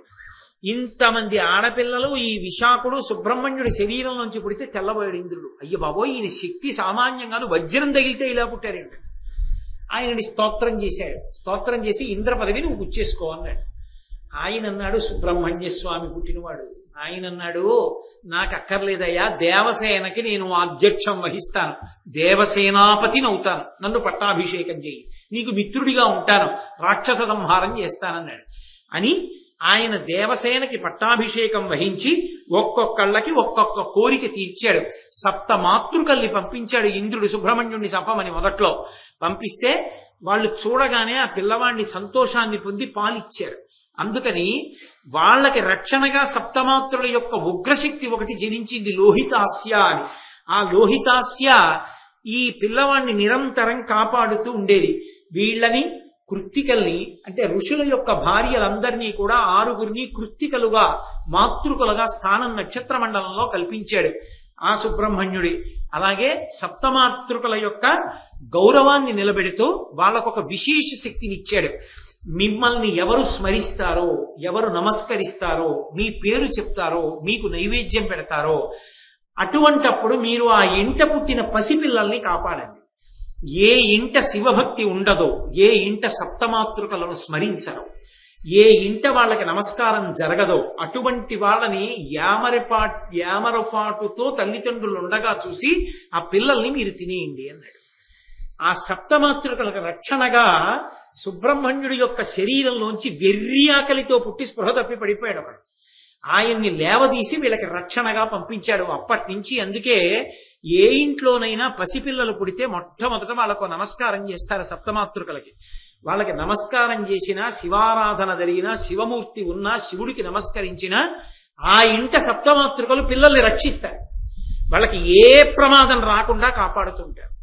ఇప్పటికీ అందుకే చంటి పిల్లలు అకస్మాత్ ఏడుస్తారు. నేను ఎందుకు అకస్మాత్తుగా పసిపిల్లలు గుక్క పట్టి ఏడుస్తారు అన్న విషయాన్ని మళ్ళీ పేరెందుకు లేండి, ఒక సుప్రసిద్ధ పిల్లల డాక్టర్ గారిని అడిగాను. అడిగితే ఆయన నాతో ఓ మాట అన్నారు. వాళ్ళ ఆరా చెదిరిపోతుంటుందండి, వాళ్ళ ఆరా చెదిరిపోతే ఏడుస్తారు అన్నారు. ఆరా అంటే వెలుతురు, తేజస్సు ఉంటుంది, ఇలా ప్రతి వాళ్ళకి ఉంటుంది ఆరా, అది చెదిరిపోతుంది. కారణం ఏమిటంటే సుబ్రహ్మణ్య వరం. సప్తమాతృకలు నమస్కరించకపోతే వాళ్ళు ఉలిక్కి పడుతుంటారు. అలా ఆ పరమశివుడికి నమస్కరించి సప్తమాతృకలకి నమస్కరిస్తే వాళ్ళు కాపాడుతుంటారు పిల్లల్ని. వాళ్ళ దగ్గరికి ఏ ఉగ్రభూతాలు రాకుండా, చెనకకుండా ఎప్పుడూ కాపాడుతారు. అందుకే అసలు నిజానికి చంటి పిల్లలు పుట్టిన ఇళ్ళు ఎక్కడుంటాయో అక్కడ మహాభారతం, ఆరణ్య పర్వం చదువుకోవాలి ఒకసారి. ఆ పిల్లలకి శ్రీరామ రక్ష ఎప్పుడూ కాపాడబడతారు, వాళ్ళు వృద్ధిలోకి వస్తారు. కాబట్టి ఆ విధంగా ఇంతమందిని అనుగ్రహించాడు మహానుభావుడు. స్కందాపస్మారము అని ఆ అంగరక్షకుడుగా సప్తమాతృకులకు ఇచ్చాడు. ఆ విధంగా ఉండి పరమశివుడు వచ్చి పార్వతీదేవిని, మా కుమారుడివి నువ్వు రమ్మంటే వాళ్లతో కలిసి భద్రవటము అనబడేటటువంటి పర్వత ప్రాంతానికి చేరి మహిషాసురుడు అనేటటువంటి రాక్షసుడిని సంహరించి పరమశివుడికి ఎనలేని ప్రీతి కల్పించిన వాడై మహాజ్ఞాని అయి దేవసేనకంతటికీ కూడా ఆధ్యక్షాన్ని వహించాడు. ఆ సుబ్రహ్మణ్యుడికి నమస్కారం చేస్తే ఎనలేని అనుగ్రహాన్ని ప్రసరిస్తాడు. సుబ్రహ్మణ్య సంబంధంగా అత్యంత సుబ్రహ్మణ్యుడు ప్రీతి పొందేది దేనికి అంటే అభిషేకంలో తేనె చేత ప్రీతి పొందుతాడు. ఆయనకి తేనెతో అభిషేకం చేస్తే విశేషమైన అనుగ్రహాన్ని ప్రసరిస్తాడు. అంత గొప్ప విశేషం. కాబట్టి ఒక్క పసిపిల్లలే అనుకుంటున్నారేమో, సుబ్రహ్మణ్యానుగ్రహం ఉంటే 16 సంవత్సరముల వయసు తర్వాత వచ్చేటటువంటి అనేక దోషములు నివృత్తి అవుతాయి. అన్ని దోషములు నివృత్తి చేస్తాడు ఆయన. అంత గొప్ప శక్తి స్వరూపం సుబ్రహ్మణ్య స్వరూపం.